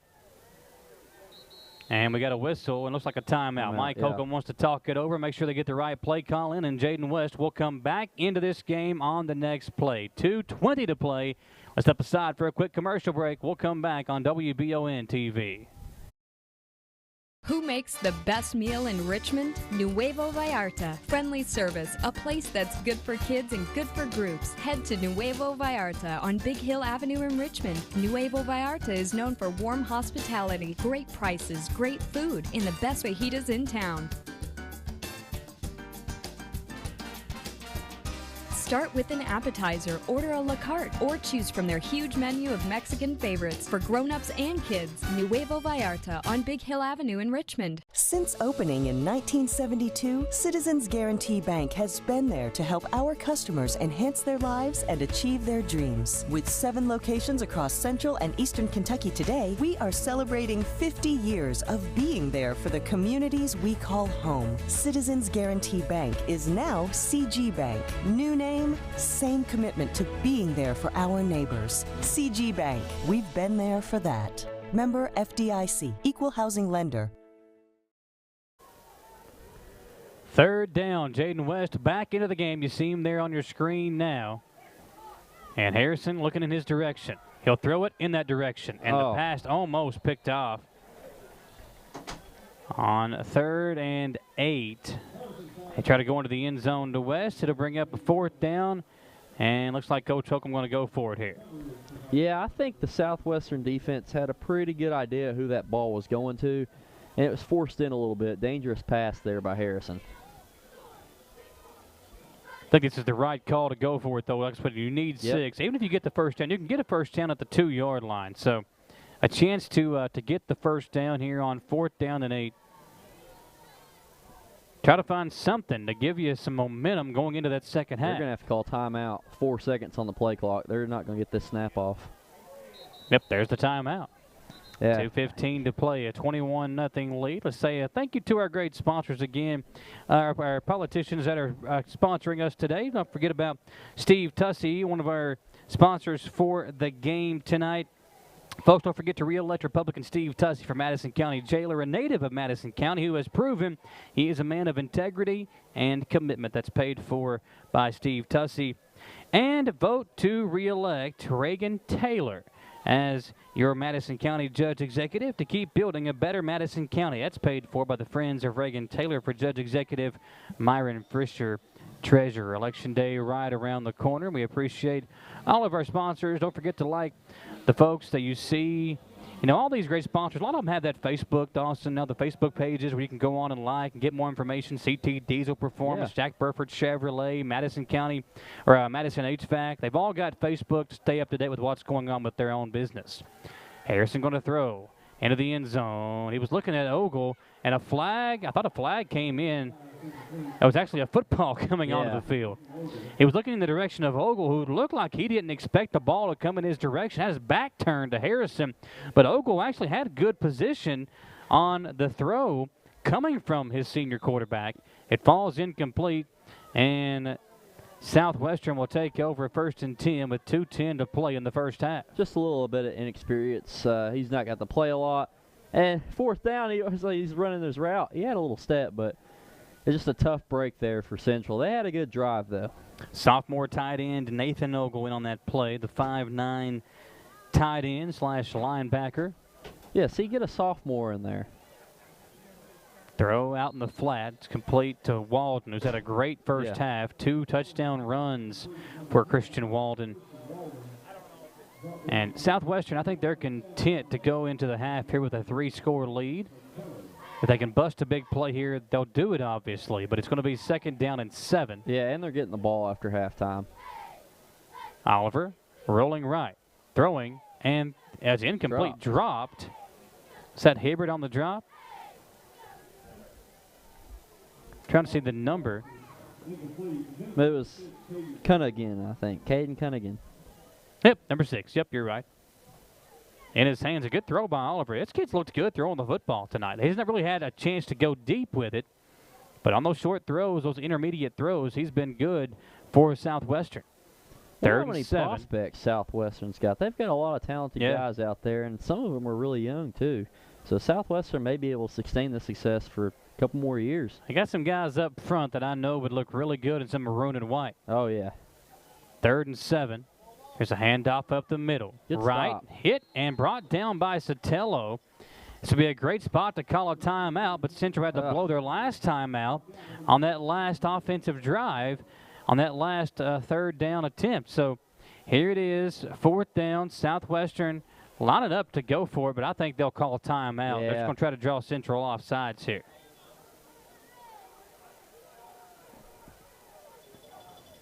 Almost did it. Almost did draw them offsides, and they did. Oh, my goodness. You know it's coming, and still Central jumping offsides. And I saw the quarterback and the running back motion over. We're calling timeout. How do you jump there? I don't really understand that. Just another mental mistake by a Madison Central team that we're not used to seeing this from. It has been a little bit of a different team the last 2 weeks, and it really all started with that Travis Grant injury. They haven't been the same. We talked about it last week. They looked good enough offensively in that game last week against Bryan Station. The minute that Grant hurt his knee, it kind of like took the air out of the team, and they haven't really been the same since that injury. Now 1st and 10 and new life for Southwestern. Oliver going to throw. Pass complete to Cunningham. He's hit immediately, tried to stretch the ball out. He'll lose a yard on 1st and 10. So 2nd down and 11. Good defense. Check out the replay here. Oliver throws complete. And Parker Mullins in there on the first guy to him to bring him down.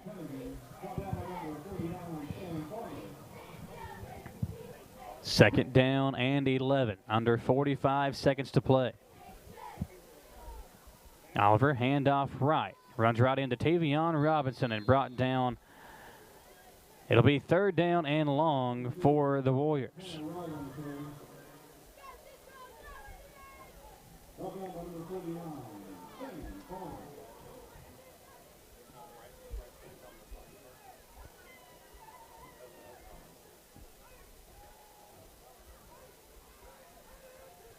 Might be the last play of the first half. Oliver going to roll near side. He's looking. Throws it over the middle, and, man, had a receiver wide open and really only had one guy to beat. That's Walden, who's already scored twice tonight. Wide open on the near side, and on 4th down and 7, it looks like the Warriors, let's see what they do here. They might kind of get tricky with it, Dawson. I mean, you punt it away, the quarter comes to an end, you go into the locker room with a 3-touchdown lead.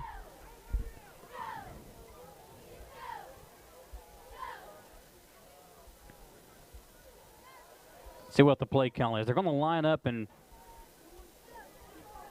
do something here on 4th down. I think it's a good idea. Try to run some play. If it's not there, just throw it in the dirt and let's go in the locker room. Got to get the snap off. They do, and Oliver will throw. Looking, and he'll just chuck one up, and that'll be it. First half will come to an end, and Madison Central down 21-0 at the half.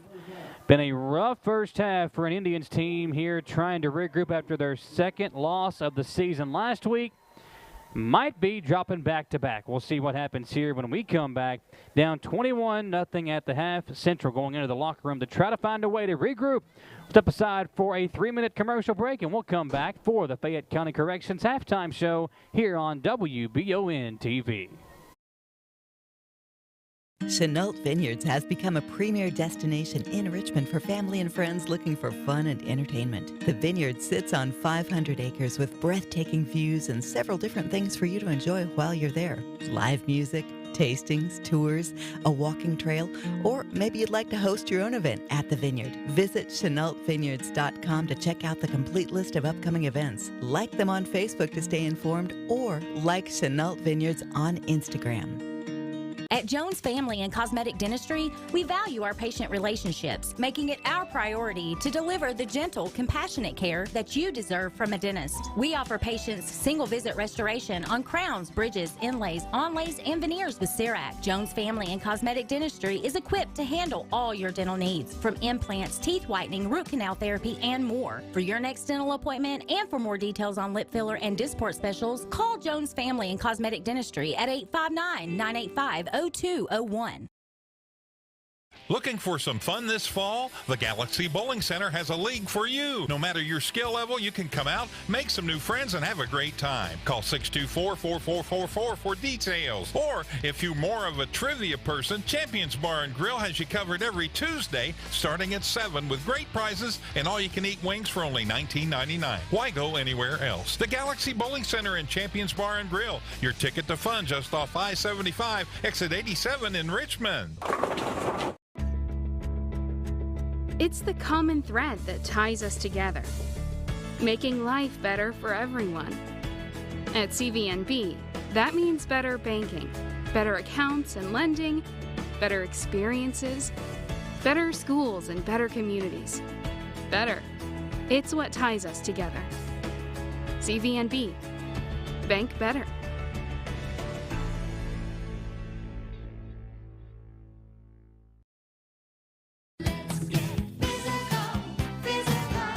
Need a physical for school or work? Need it right away? No problem. Berea Urgent Care has 2 convenient locations along with late hours to meet your needs. They're affordable too. Physicals at Berea Urgent Care only $20. DOT and CDL physicals are only $65. Berea Urgent Care number 1 by Walmart is open every day 9 to 9. Berea Urgent Care number 2 by Berea Drug open Monday through Friday 10 till 6. No appointment necessary. Berea Urgent Care, here when you need us. Did I ever tell you about that time I zipped right past that dang Sasquatch? I don't think so. Yes, sir. I don't know how they ever got away if it wasn't for this brand new side-by-side I got at Gateway Cycles. In Mount Sterling? Yes, sir. They set me up with something that left old Sasquatch sneezing in my dust. Jimbo! Lord, I hear him coming back now. That ain't no Sasquatch. That's Mama. Get a great deal on Sasquatch eluders today. Gateway Cycles, Mount Sterling. Welcome back here to WBON TV. A great shot there of the golf state champions and whatever that guy is doing there, trying to give somebody a bunny. Just be a professional out there, people. Come on. Wonder who that was. 21-0 lead out there for the Southwestern Warriors here on WBON TV. And it's time for the Fayette County Corrections halftime show. Folks, if you're still searching for a job with great pay and benefits, Fayette County Corrections is hiring starting at $20 an hour in a long list of benefits and incentives. Visit lexingtonky.gov/correctionsjobs to apply today. And Dawson, tough first half there for Madison Central. Just couldn't get anything going offensively. Yeah, and I don't want to say it's what I expected because there was a couple fumbles in there that caused 2 of those eventual touchdowns, but we were talking in the break that this is where Central was last year, kind of. You know, they just come off a tough loss against Bryan Station. Then they go into the Southwestern game, and they get killed 26-0 on the road. And they're going into the playoffs with 2 straight losses. Everyone's like, man, what's going on with Central? They had a great year, and the end of the regular season, it kind of fell apart. And then we all know what happened. They go to the Final Four and almost beat the state champion 6A. So if you're an Indians fan, I wouldn't be alarmed by this game. You know, it's not the score you want to see, but everything restarts as soon as the clock hits 0 on that 4th quarter. Everything resets for the season, and you're in playoff mode, win or go home. Yeah, you got to find a way to get over some of these injuries. And I'm at the point now, but this score the way it is, hold them out. You got guys like Hensley who's banged up. Jaden West is banged up. You got Brock Eads, who they worked on for so long. He's banged up. Bryant Mathis still over here being looked at by the trainers. He's not even back in the locker room. These are guys that start on one side of the ball or the other. And in the case of like Eads and Jaden West, they're starters on both sides of the ball. And that can be a lot to overcome, even for a 6A team that has a lot of athletes that they can throw out there. So if you're down 21-0, I think if Southwestern scores again, or if you get a stop and you don't score, it might be time not to haul it in, but just to give some of these younger guys a chance to get out there, and then you get ready for Henry Clay next Friday night. Yeah, it can't be a pride thing. Oh, we don't want to get a running clock by a 5A school. Well, look at the facts. Southwestern, we've said it multiple times, one of the best teams in the state. It doesn't matter what conference they're in. They're going to do this to a lot of teams regardless. They have all year. They have. They haven't had a close game all year. They've won by 11 points last week against Pulaski County. That's been their closest game all year. And Pulaski County was like only 1 loss, 8 wins going into that game, one of the top teams in the state, and they beat them by. So you can't have a pride about this. You just have to take your loss. This is just how the schedule ended up. No one is. If when they were making this schedule 2 years ago, they didn't expect Southwestern to be this good, or they wouldn't have put them as the final team before the playoffs. Yeah. No coach would do that. So you just got to take what you get tonight and reset. Hold your starters out if it gets ugly. Indians down 21-0 at the half here on the Fayette County Corrections halftime show. They lost 26-0 last year, and then you said they went on to beat Oldham County 42-9 in the first round of the playoffs. Then Bryan Station 41-18 in the district championship game. Then Dunbar 43-7 in the regional championship game before losing to St. X 31-21 on Black Friday in late November. At 21-0 here at the half, we will step aside for a quick commercial break. Folks, do want to remind you, our friends Jamie Boggs and John Bailey are over on the WBON TV Facebook page live from Berea as the Berea Pirates taking on Jellicoe, Tennessee. Berea looking for a big win at home tonight, and they are taking on Jellicoe, Tennessee on top 7-0 at halftime. Good. And Berea, again, that game on Facebook if you want to go over there and check that one out while we're in halftime break here. Step aside for a quick commercial break, and we'll be right back here on WBON TV. To some, it's just a boat. But to Jim, it's his escape from meetings, traffic, and the grind of daily life. He may not catch any keepers, but he wouldn't trade his day on the lake for anything in the world. That's why his boat is insured by Kentucky Farm Bureau. But it's not just Kentucky's Farm Bureau. It's Jim's Recharge the Battery Farm Bureau. My Farm Bureau. David Mayo, John Rader, and Chris Hornsby with Kentucky Farm Bureau. Batteries Unlimited in Richmond can energize you when your batteries fade out. They can also cut and make most home and automobile keys, replace and program key fobs, and make copies of your house keys. Plus, cell phone screen repair. Bring in your Apple or Samsung today. We are your home for all batteries. Go see Chris at Batteries Unlimited, Commercial Drive in Richmond.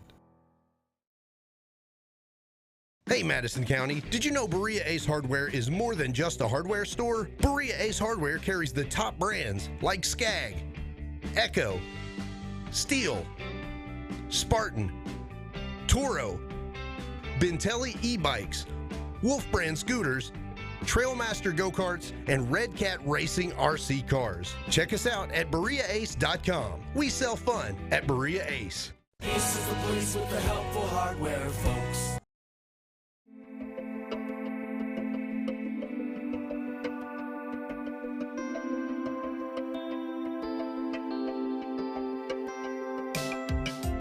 Granite, marble, and quartz for any surface.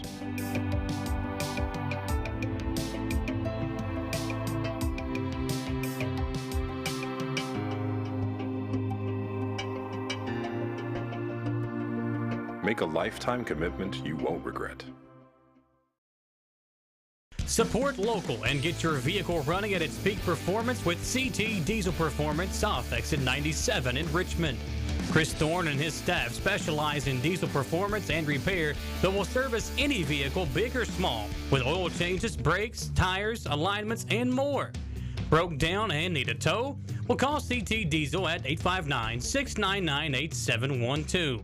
Like them on Facebook to enter a weekly drawing for a free oil change. CT Diesel Performance off exit 97 in Richmond. Being prepared for various types of disasters is one of the best ways to ensure the safety of your family, friends, and community. The Madison County Emergency Management Agency and the Chemical Stockpile Emergency Preparedness Program is here and ready to support community emergency response. For how to be prepared, make emergency kits, know your zone, and shelter-in-place information, contact EMA CSEP at 624-4787 or visit madisoncountyky.us/EMA. Madison County EMA CSEP, your partner in preparedness. Back here on the Fayette County Corrections halftime show. Folks, don't forget, if you're looking for a job with great pay and benefits, or you know somebody that's looking for a great job with good pay, great benefits, don't forget about Fayette County Corrections. They're now hiring, starting at $20 an hour with a long list of benefits and incentives. Visit lexingtonky.gov/correctionsjobs to apply today. Now, Dawson, coming out of the COVID-19 pandemic, still people looking for a job with reliable pay and the benefits of having a job like that. You can retire after 20 years and retire early. have a good life with the family, and that's what the Fayette County Corrections is now offering for you. Make sure to check out that website, lexingtonky.gov/corrections-job, to get more information. Yeah, they've been a good sponsor with us, and we love having good sponsors, good jobs, and supporting people of Kentucky and making sure they can have somewhere to work. It helps the economy. So right now we got the 21-0 lead here at the half. It's not been a very entertaining first half, but no. If you are looking for some entertainment, don't forget about our friends over at Galaxy Bowling Center. Entertainment for the whole family. Got the bowling, the arcade, great food, and so much more at Galaxy Bowling Center over in Richmond. And, we look back at that first half. Just not many things went right for Madison Central. You had the 2 early turnovers on those first 2 drives by Hensley. That first one was a killer because you had momentum. You were moving the ball down the field. Yeah. Potentially setting up a score. He had a big gain. It was like a 16-yard gain, and then that fumble on that, and the nagging injuries. Some of these, these penalties they've had. Just there was 2 offsides penalties. One on 3rd down, one on 4th down. When you know they're not even going to snap the football. Just head-scratching penalties that you can't have in a game like this. And Dawson, again, we talked about it. It might be time to go ahead and turn our attention over to Henry Clay. He'll come in here next week for that first-round playoff matchup. And, after we lost last week, we knew who we were going to play. Henry Clay lost to Tates Creek in their final district game. So we knew it was going to be Henry Clay, Madison Central. I still felt good, but Henry Clay, they're not a bad team. They have weapons as well. I still feel like it's Madison Central and Bryan Station again at some point for a regional championship. Yeah. But Central's got a lot to overcome with these injuries, these nagging things that you just can't help. I mean, it's not their fault, not these players' fault, that all these injuries are occurring. You got a lot of guys out there maybe playing in spots they don't really normally play. Ogle, a 3rd-string tight end. Yeah. A young kid. He could be really good in a couple of years, but he's not used to being out there in a pressure situation. You have to put him in on a 4th down and 7 when you need a touchdown, and he's just not expecting a pass from Hagan Harrison. It's plays like that are hard to overcome when you got young guys out there. No more Hayden Kaiser. Still Max Murphy and Rylan Rhodes out. And we saw Jaden West come in for those last 2 plays on offense. I wouldn't be shocked if we don't see him back out there again the rest of the game. Yeah, and when you've got a bunch of guys playing the majority of the game, which they have been all season, both sides of the ball, and Central's had multiple guys doing this, you're more prone to getting hurt. So you got to rest them, and I'm not against playing both sides of the ball. Some coaches are. I think it's a good thing, especially in high school. You've got to have guys play both sides of the ball. But when you have so many important guys playing both ways, you're seeing that the guys that are playing both ways, they're the ones that are getting hurt. Why? Because it's wear and tear of the season. So this is where you can rest them a little bit and get them ready for a big playoff push. What's the injury? What's Brock? ACL. Is he tore? Oh, my gosh. Oh, that's rough. Ah, yeah, it's Brocky's dad letting us know Brock tore his ACL. Oh. That's not good. That's a senior. We knew it was a bad injury, but man, oh man. Brock Eads tearing his ACL out there on that last play. They just keep piling up. But as Holcomb says, it's next man up. And that's what he's going to say when he's asked about it after. And at this point, it sucks to see him go out like that. Brock, we talked about it. Brock Eads, tough kid. He literally knew he needed to get off the field, hobbled over to the sideline. Warrior. I'll say it again. Warrior. Had so many good plays on defense, offense, special teams all year long, kick returns, energy guy, running it in as a running back. And, man, and a game like this, too, that, let's be honest, doesn't matter that much. Yeah. Brock Eads tearing an ACL, folks. Let's keep him in your thoughts and prayers. It's a senior, played his last football game here. Not the way he wanted to go out here on senior night. Let's say thank you to some of our sponsors tonight. Re-elect Republican Steve Tussey for Madison County Jailer, a native of Madison County who has proven he is a man of integrity and commitment. That's paid for by Steve Tussey. And vote to re-elect Reagan Taylor as your Madison County Judge Executive to keep building a better Madison County. That's paid for by the Friends of Reagan Taylor. For Judge Executive, Myron Fisher, Treasurer. Madison Central and Southwestern about to get the second half started. The Indians will kick off to get the second half started. But that's some bad news there as we come out of the locker room. And these kids, we saw it with the Travis Grant injury last week, Dawson. When he went down, you just felt the air kind of leave the stadium on that side. Now, I mean, and some of these fans don't know the extent that we know, but you got to wonder, as the team goes into the locker room, if they're told that, how do you come out here and regroup knowing that one of your teammates, one of your key guys, is not going to be back out there with you? Yeah, we shouldn't see another key starter for the rest of this game with that news that we know now, because you can't risk it. You can't afford another one. And Brock, losing him for the years, that's pretty tough on every side of the ball because he plays everywhere. Well, like we said, I mean, when they needed a big play on either side of the football, whether it was, getting a first down carry or making a big catch, or whether it was a big stop on defense, I mean, Brock was normally the guy that got the job done. Just you hate to hear that. Brock Eads, torn ACL, done for the year.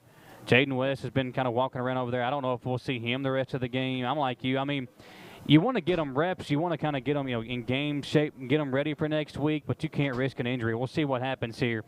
Will they play it safe? Again, I said if Southwestern scores here, I think we'll see some of these young guys get in. If Southwestern doesn't score on this opening drive and then Central gets the ball back and then scores, then I can see you because, the RPI is going to be a big thing. But you also got to have guys out there playing ball if you want to win a game. And you got to wonder what the coaches for Central tell their players after such a big... Do they know about the injury? That's the thing, I assume maybe Holcomb or some of the guys do, but this coaching staff, they've been through a lot this year with the guys going in and out and having to sub guys, so you got to give them credit where it's due. Now with the playoffs looming, you get who you can and tell them, hey, now it's win or go home, so step up. Obviously, losing Brock, that's awful, and I hate that, and I hate losing anybody, so you don't want to lose them here in a game where you just, at this point, throw your RPI out the window because your first game, you're favored. Your second game, you may be favored. Then after that, that's when it gets tough for any team. It doesn't matter where you are in the RPI. If you get to the region championship, it's going to be hard to win any game. So save your guys for next week when it really matters because that's what everyone looks at. How far you get in the playoffs? Madison Central and Southwestern here on WBON TV. Indians down 21-0 at the half. Berea on top 7-0 at the half over in their game. Again, another game airing here on WBON TV. Other scores from around the area, Frederick Douglass on top of Boyle County, a massive game. Two of the top 10 teams in the state squaring off over in Boyle County tonight, and the Douglass Broncos have a 16-6 lead at the half. And other scores saw Scott County on top of Lex Cat 21-7. Interesting score there. And Scott County, hey, they could be seeing Southwestern in a couple weeks because they're a sleeper good team in 5A. So watch out for maybe that being a matchup. Yeah, 5A is going to be tough. I mean, listen, I'm still of a thought process. I mean, you got Woodford County. We saw Collins play good against Woodford County at times. Madison Southern, I still think. I mean, I'm not saying state championship, but I think they could go and win a couple of games in the playoffs. They've got potential to do that, depending on who they play in the first round. That's what I was going to say. I want to see who these other teams, if they win or lose, because if they get a good matchup, I agree with you. They have the offensive weapons. Here we go. Pat Morin to kick it away. First time Pat's had a chance to kick off tonight. Wow, yeah.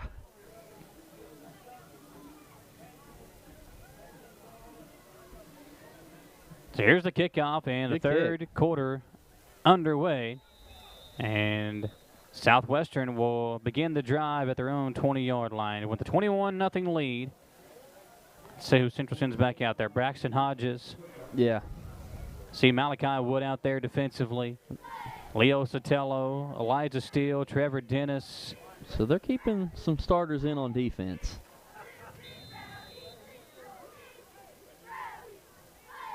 First down and 10 from the 20. Southwestern a 21-0 lead, looking to stay undefeated on the season. This is a good win for them, too. I mean, you come on the road and beat a 6A team that only a couple of losses on the year. Could be a big win for this team as they get ready for their playoff run. Here we go. First down, they'll hand it off. It's the running back, Walden, who has a big carry. Walden still on his feet. Finally pushed out of bounds. Nice job on the recovery by Aiden Howard to chase down that speedy running back. But a big carry of 22 yards on first down by Walden. It's had a big night tonight. Yeah, and you don't want to look ahead, but at this point, that's all you can do if you're Madison Central. And good news is that your first-round opponent, no, they're good, but they only have 3 or 4 wins. So you can get started off with a win, get a little bit of momentum, then you see who you play after that. So they can be in good spirits even with a loss tonight.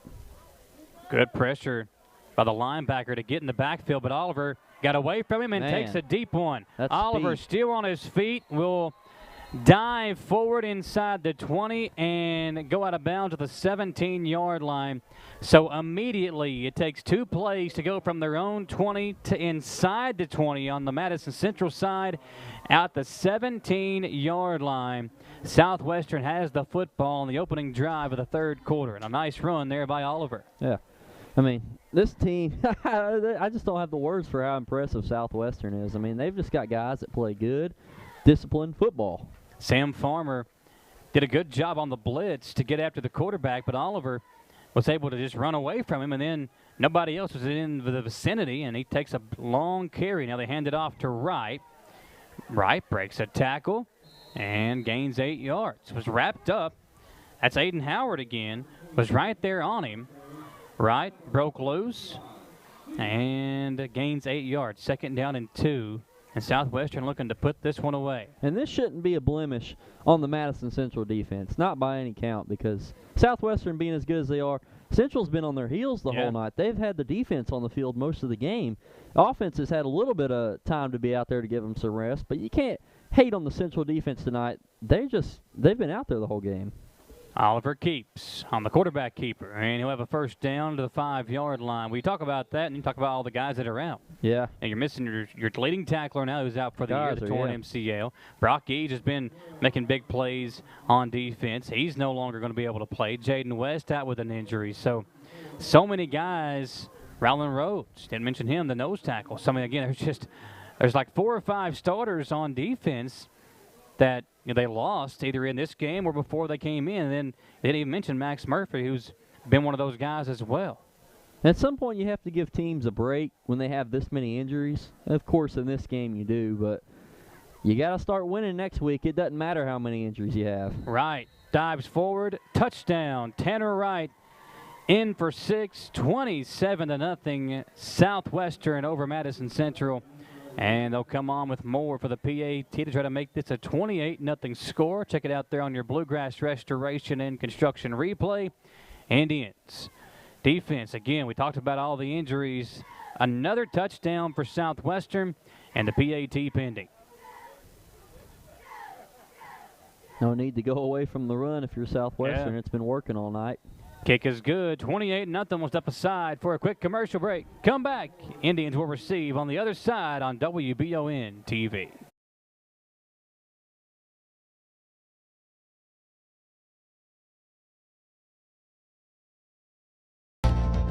Hi there, I'm Alan Feldhouse Jr., head basketball coach at Madison Central High School.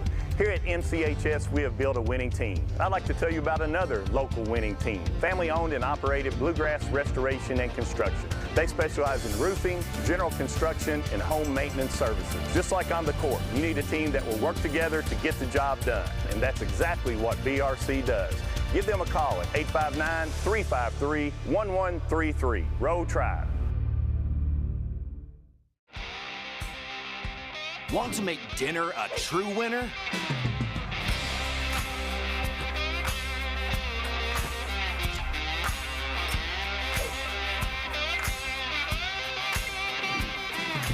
This is temptation times 12. Get the ultimate family meal at Lee's Famous Recipe Chicken with our 12-piece family meal at a great price. Try the new Cajun Combo for just $5.99, or feed a family with 3 new Inflation Busters meal deals. Indians back to return. Pritchard, Sotelo, and Hodges. And it's going to be a little squib kick. Good catch right there. Ball pops out, and They got it Central back. able Yeah. to dive on Good. it. Sotelo able to come up and get it as the up man lost it. And here come the Madison Central offense. So, okay. Small glimmer of hope. Talking to Brock Eads' dad again. So, small glimmer of hope. Okay, they're having an injury. They're going to have a little MRI done at 8:30 in the morning. All that already planned for Eid. So they're thinking torn ACL, but he just said there's a small glimmer of hope. It might not be. Let's hope it's not with that small glimmer of hope. Let's hope not. And, well, we've got some starters out there, so hopefully we can see some action and no injuries. Hensley. Good action. On the first down carry. Good run, Brady. Falls forward. Yeah. Gain of 7. Love to see him still going hard out there. Doesn't matter they're down 26-0. You keep running the football. Keep doing what you do. You may get some points on the board tonight. To the 41-yard line.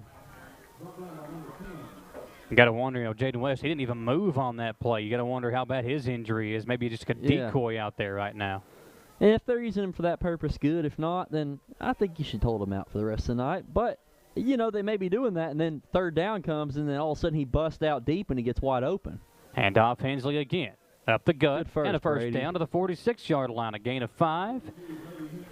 Again, I'm with you. At some point, you got to try to get some momentum. You don't want to go in there and lose some confidence and another loss on the season. Now, we did lose the last 2 games in the regular season last year to Bryan Station and to Southwestern before that deep playoff run. But again, these guys, they need some momentum, and some of these guys might have to play in a big game next week. So you get them some, at least, reps in there. Harrison will keep it. Hagan. Nice run, Hagan. Right in the middle of about 7 defensive players. Finally taken down, but a nice gain. It'll be a gain of 7 to bring up second down and 7 as the Indians now get it into Southwestern territory. Here's the thing. They've moved the ball offensively. They've just been unable to finish drives and had a couple of turnovers. Yeah, take away the turnovers, and they got down towards the end zone, and they just turned it over on downs there. But let's see if they can keep sustaining the drive. They're running the ball fine. If they don't turn the ball over and they keep running it, I could see them scoring once or twice.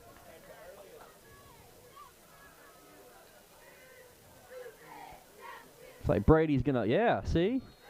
Brady pushed for a first down. That's kind of what Southwestern was doing there at the start.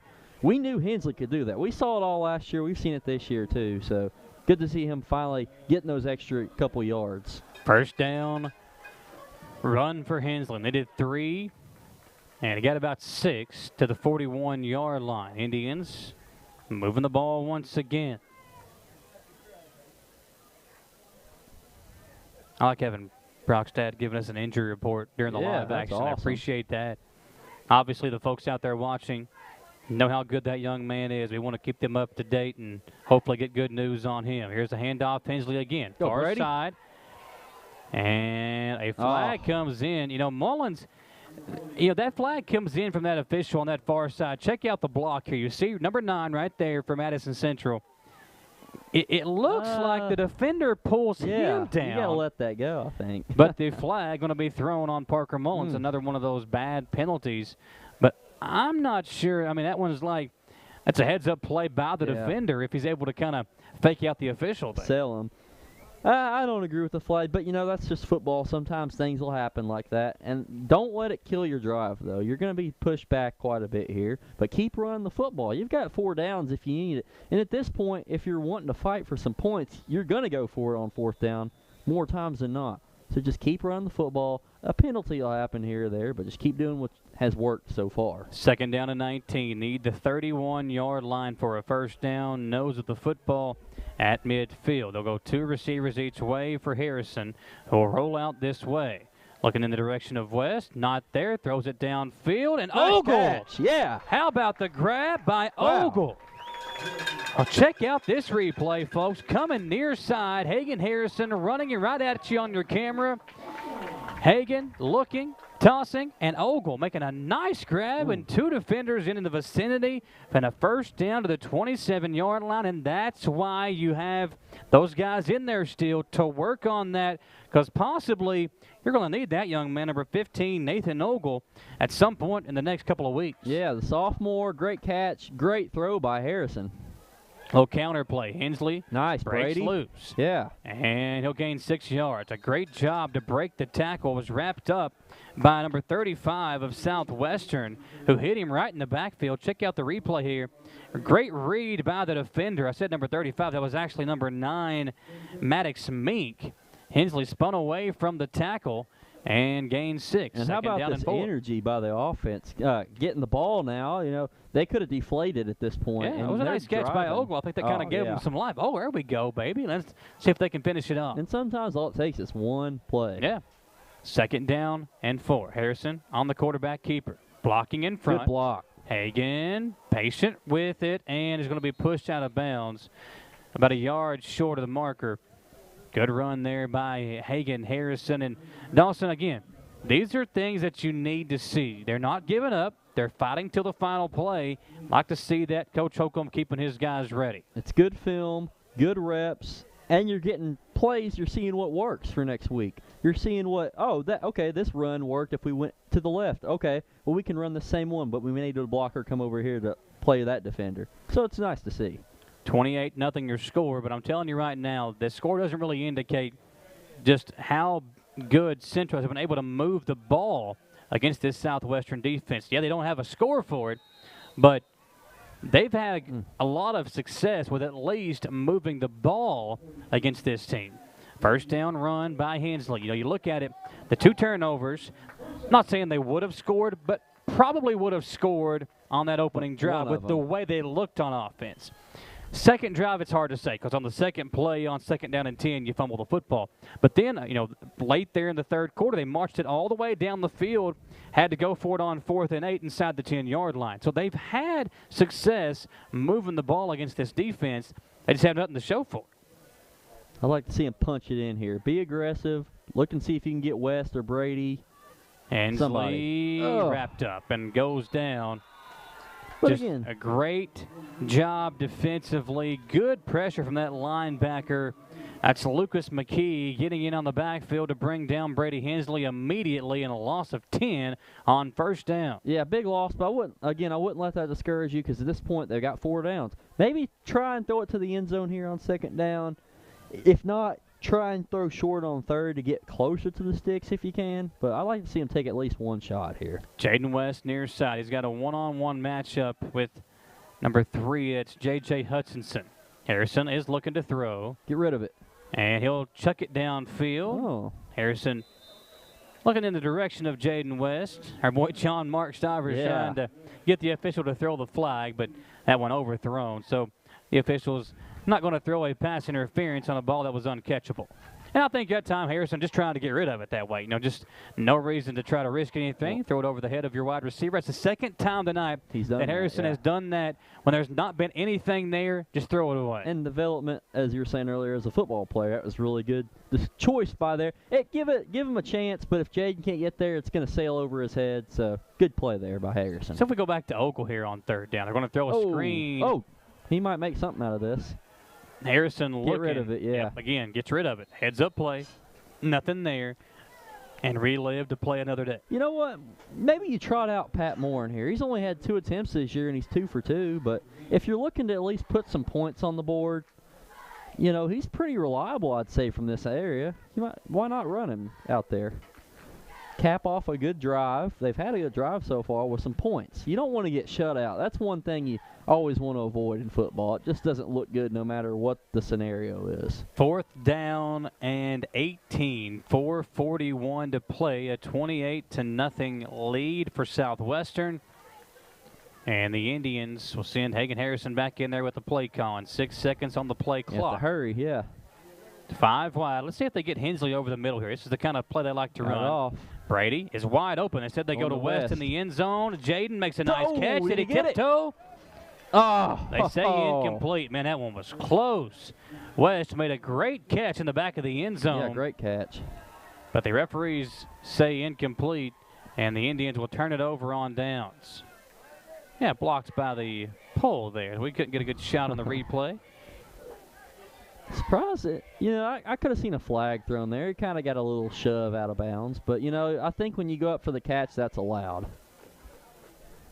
So 1st and 10, Southwestern, 4:35 to play. Michael Watkins, Dawson Roll here with you tonight. Appreciate you joining us. Dawson filling in for Tom. Oh, yeah. He'll be back next week. I know you Tom fans are probably missing him right now. All 3 of them. Don't. Yeah. Oh, I thought it was 2. My bad. But yeah, he'll be back next week, so don't worry. He's probably already in bed knowing Tom. Oh, yeah.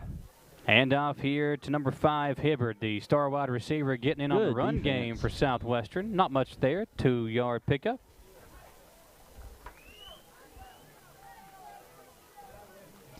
It's nice to see the Central coaches still coaching, teaching moments right now. They know the game's probably over, but hey, any time a player can learn something new, especially coming into this point in the season, it's important.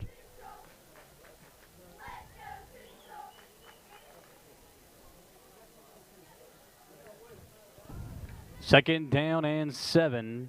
4 minutes to play here in this third quarter. Southwestern on top 28-0. Oliver.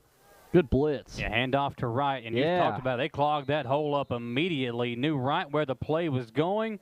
And a great job. A big number 54, Aiden Howard. Check out the replay here. A little stunt up front by the 2 tackles. And then a blitz right up the gut by Farmer. And Central read it well. They make the stop. No gain, and 3rd and 8 now for Southwestern. Yeah, I'd like to see a little bit more blitz like that. That was a really good play call by Blair and his defense. 3rd down for Southwestern coming out of the huddle. See if they can get a 3rd down stop here. Probably a passing down for the Warriors. Yep. He will throw, and he'll throw complete over the middle, and a big play out there. That's his guy, Mason Hibbard. Yeah, Mr. Do-It-All, Hibbard right there. The star wideout makes the catch over the middle. Check it out on the replay. Hibbard just right in front of the defender, and a first down to the 41. Moving the sticks in the process as we dip under 3 minutes to play in this third quarter at Madison Central High School.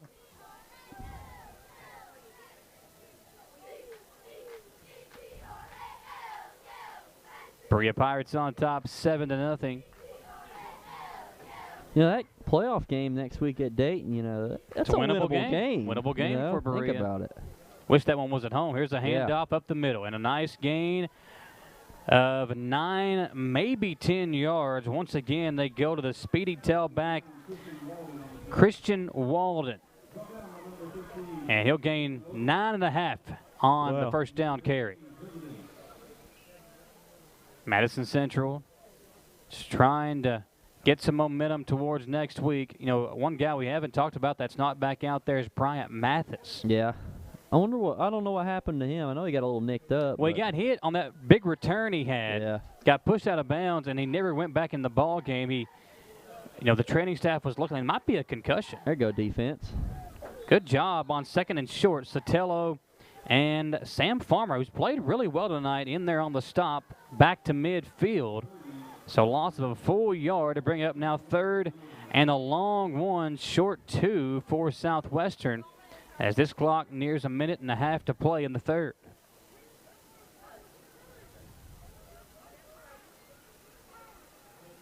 Good action here at Madison Central High School. Indians, again, they've had plenty of chances to put points on the board, Dawson. This could be a much different game.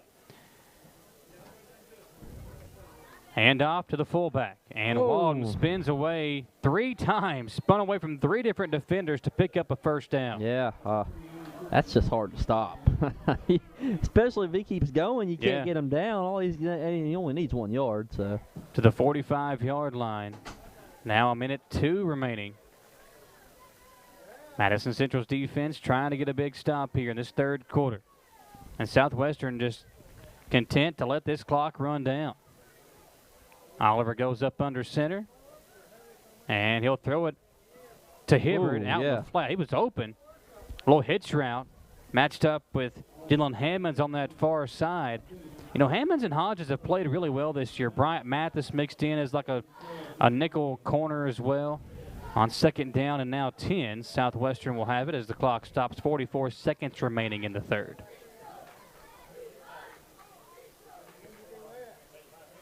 Madison Central Henry Clay will be the game next week. We will have that one for you here on WBON TV as the Indians look to take on a really good team in Henry Clay coming in here to Richmond. 2nd down. Handoff goes to wow. right. He might break a big one here. He will. Spins away from a tackler, still on his feet. Sotelo and a couple of Indians come in from behind to bring him down. But a nice run by Wright.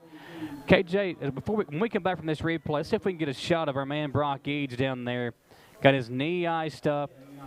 See if we can get Beck to check out Brock Eads. After this play, we'll get this play in, and we're going to get a shot of Brock Eads. He's down here in the green hoodie down below us. Handoff to Walden. Still on his feet. Finally brought down after a gain of 7.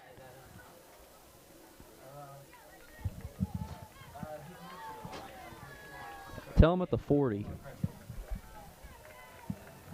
Yeah, there's a shot of Brock Eads as this third quarter comes to an end. Brock Eads, again, his dad's saying potentially a torn ACL. There's a glimmer of hope it might not be that bad. You see Travis Grant there next to him, folks. That's 2 big weapons on both sides of the ball lost for Madison Central. That shot right there is kind of a representation of the season so far for Madison Central. You don't want to take away anything from the great wins they've had at the start, but injuries, that's literally that shot right there. Yeah.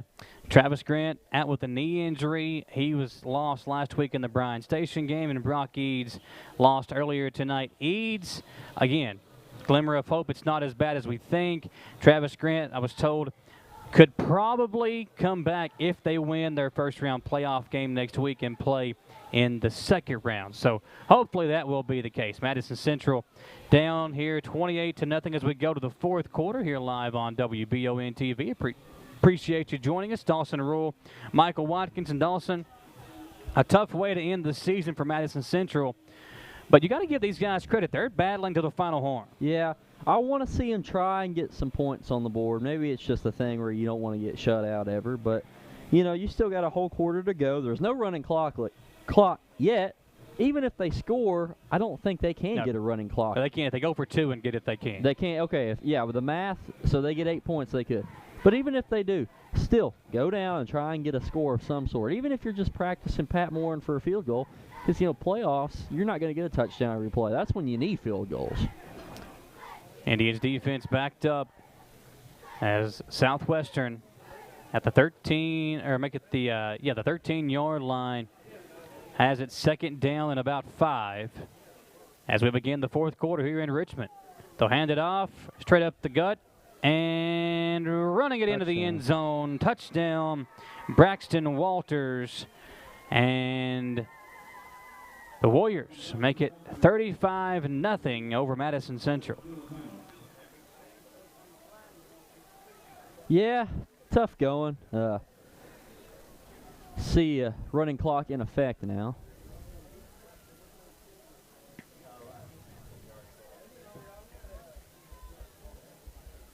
If the two teams might have agreed to go ahead and get the running clock underway. We've seen that in the past. And listen, I mean, the Southwestern's the same way. They definitely don't want any injuries as well. And I think these two teams kind of have a little bit of respect for each other. I mean, they know they're both really good, but they're both in the same position. They said that he did not get into the end zone. He got a first down. That will be the touchdown. Yeah. Check out the replay. There's the touchdown score as Walden gets in for the third time tonight. So they said he marked him down at the half-inch line, basically, and then Walden caps off the drive. Now it's 34-0, and now they will go for 2 to try to get that running clock. That's why the clock was still running, Dawson. We figured it out. We're a good team up here. We're always the last ones to know as well. Yeah. We need a runner somewhere. So here we go. Going to go for 2. Try to get this running clock and try to close out the Indians. They'll fake it. He's going to run it. Oliver's looking. He's got a lot of space, and he'll get into the end zone. 2-point conversion good. 36-0 Southwestern over Madison Central. We'll see the replay here, and then we'll step aside for a quick commercial break. Bluegrass Restoration and Construction replay is the 2-point conversion good. We'll come back in 1 minute. Indians will receive running clock the rest of the way on WBON TV.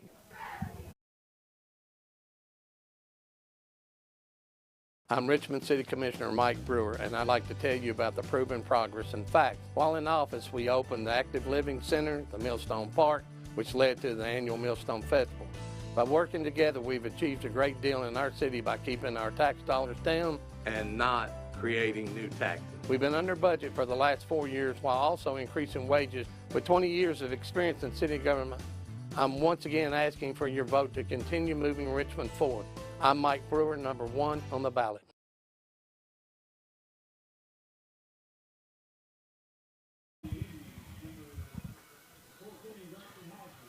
Fourth quarter about to begin, and Dawson and Beck throwing a fit, playing Tennessee tomorrow as Kentucky and...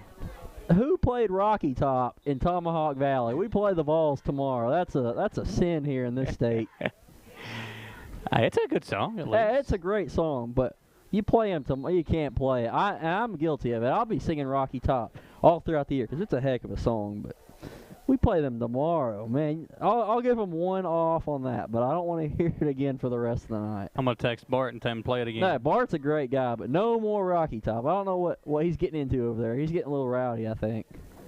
Maybe he's just reminding the fans about the game. Oh, well, you know, as good as Tennessee is this year, I don't think the Cats need a reminder going in tomorrow. KJ Wells taking the knee on the return there as the up man gets it. Central offense back out there, running clock the rest of the way. 36-0 the score. Trips left, one receiver right. Harrison, handoff, Hensley left side. Brady. Go, Brady. A big Go, Brady. hole, and Hensley up the sideline. At the 40, yeah. 30, out of bounds is Hensley. So a nice run there, and that's the first time tonight that we've seen a big run like that and a big hole created for Madison Central. Yeah, that's vintage Brady Hensley right there. A great run for him. And, you know, you got 10 minutes running clock or not, you can score on this drive if you just keep it up a little bit.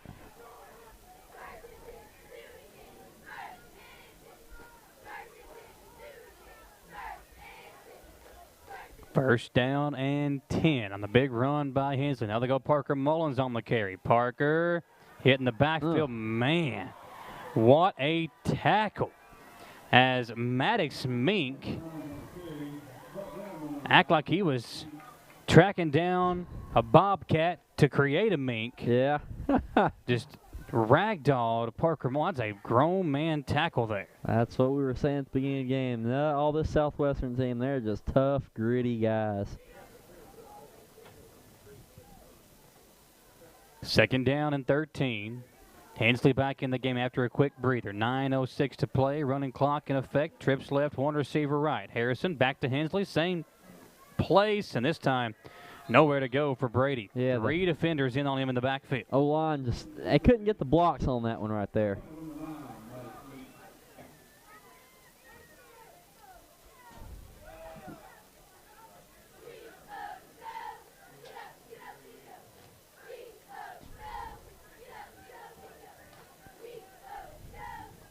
So third and long, third and about 15 for Madison Central.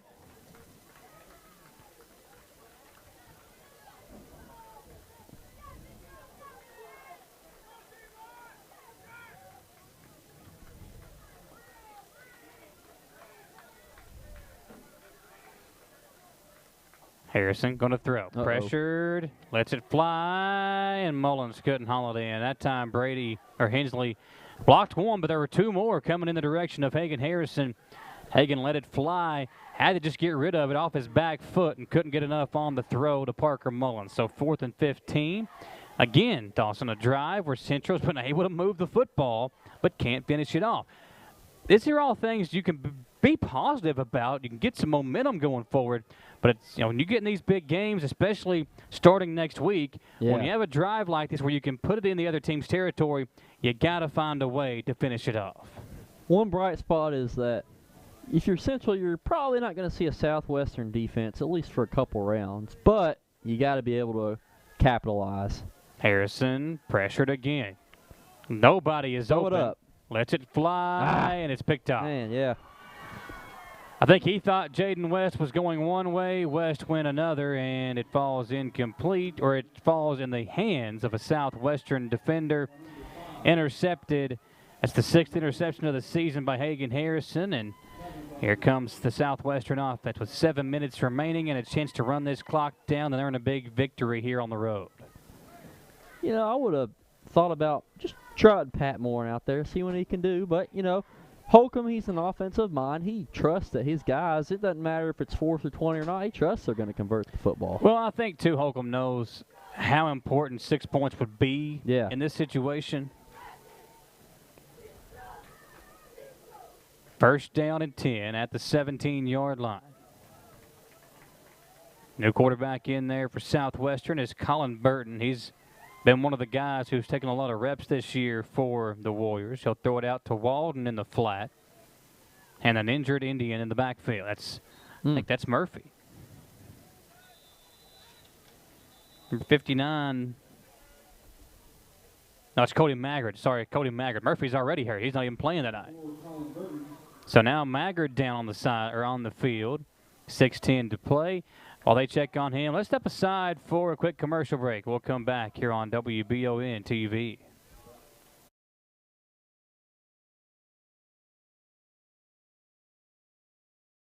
I'm Michelle. And I'm Jennifer. And in the spring of 1992, Bishop Small Engine Repair was born in our mom and dad's barn in Estill County. Then in the fall of 1992, we made the move to Madison County, where we are today. With the support of our families, customers, and community, we have continued to grow in the outdoor power industry. With a full line of products from Cub Cadet, Grasshopper, Echo, and Shindawa, we can help you tackle your yard so you can enjoy it with your family. Bishop Small Engine Repair, where our focus is our customer. Stop on in, 119 North Estill Avenue in Richmond. We can't wait to see you. Fayette County Corrections is seeking to...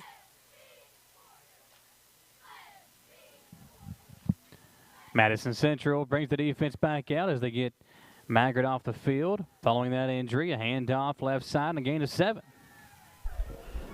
And I expect this will be the final possession. Southwestern will probably run the football out with the clock running and continuing to run. So at this point, you're Central. Just don't let up a big play. Don't let anyone else get hurt. As soon as, like I said, as soon as the clock hits 0, reset, get ready for the playoffs. Postseason starts next Friday. Madison Central, Henry Clay. We'll have that game for you live here. And one thing about the postseason I found out, can never count out Mike Holcomb. Yeah. 3rd down.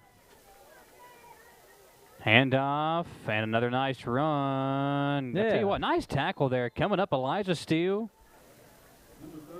Steele makes the stop on the ball carrier number 30. That's Braxton Walters, who's played well tonight.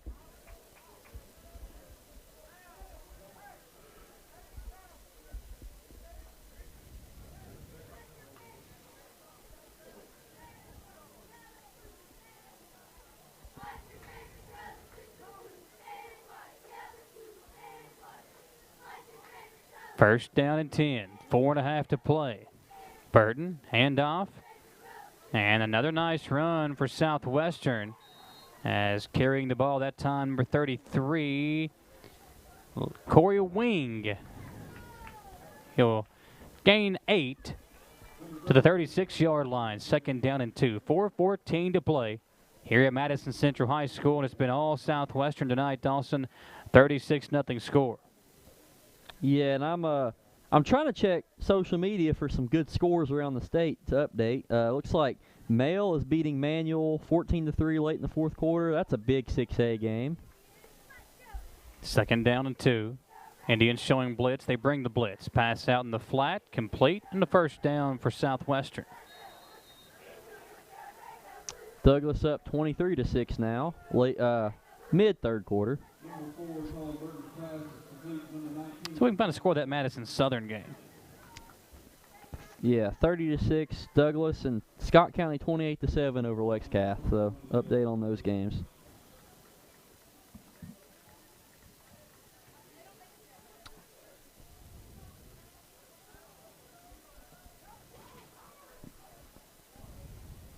Another handoff up the middle, breaking a tackle is Walters again. Tackles, yeah. Oh, nice hit by Jaden West. Nice hit on the near side, bringing Walters down. Taking out some frustration there. A good hit.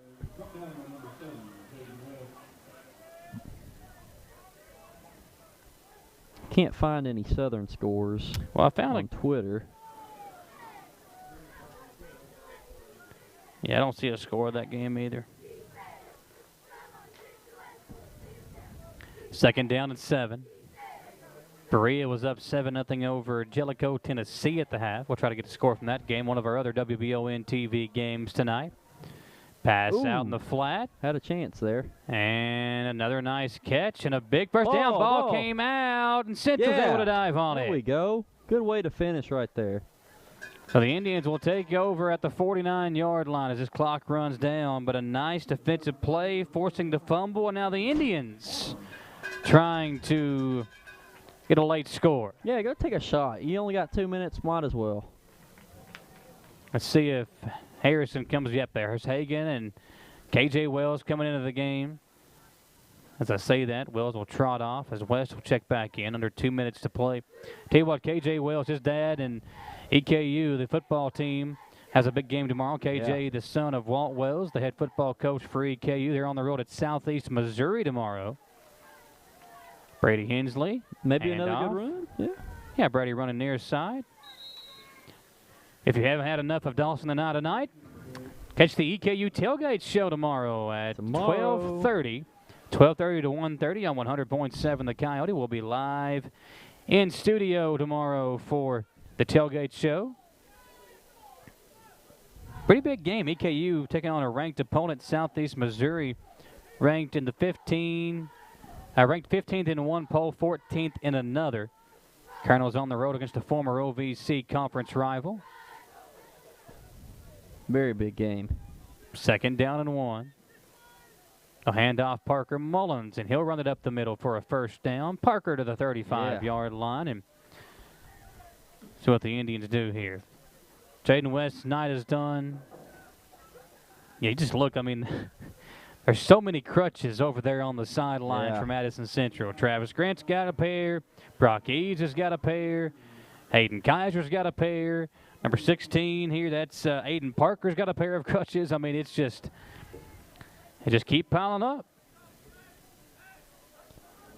In some years, you have a lot more injuries than others, so hopefully this isn't a lingering problem throughout the seasons. I don't think it will be, but some years you just have a lot of injuries. Yeah, we haven't even mentioned Kenyatta Harge. He was hurt in that first game of the year. Throw it up, Hagan. Or away. Yeah, get it out of there, yeah. That might be the final play of the game. Madison Central going to fall here at home, 36-0 to Southwestern.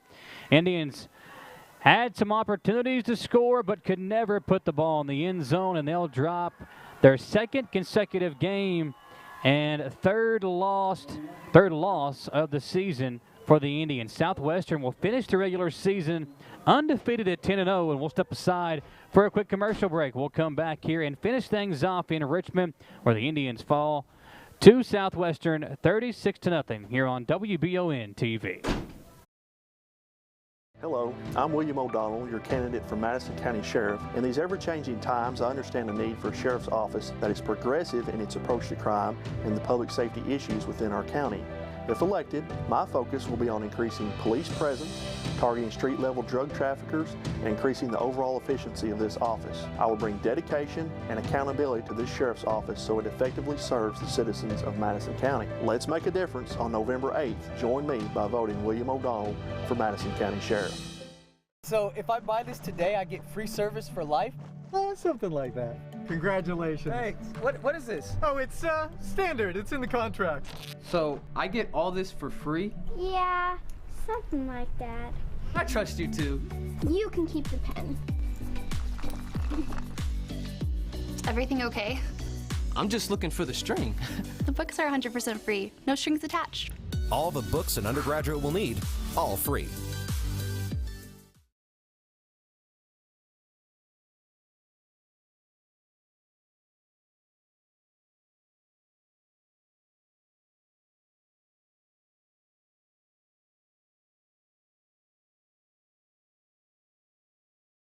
Orthopedic and Sport Physical Therapy will help guide you on your road to recovery. It is our mindset, a spirit driven to excellence to help people heal faster and better. If you have pain or an injury, or you need experts in sports medicine, Orthopedic and Sports Physical Therapy is your best choice in rehabilitation, and you have direct access. In most cases, you do not need a referral to any of our 7 locations serving the region. Just give OSPTKY a call. Visit our website at osptky.com to find the location nearest you. Do you have dripping registers like this? Drywall issues like this? High humidity can cause a very uncomfortable and sometimes damaging environment. It doesn't matter the age of your system. Improper installation and sizing are the failure. Here at Madison HVAC, we look at your home as a complete system, not just the pieces of equipment attached to your house. Give us a call today at 859-625-1471 so we can provide your solution. And remember, we fix that too.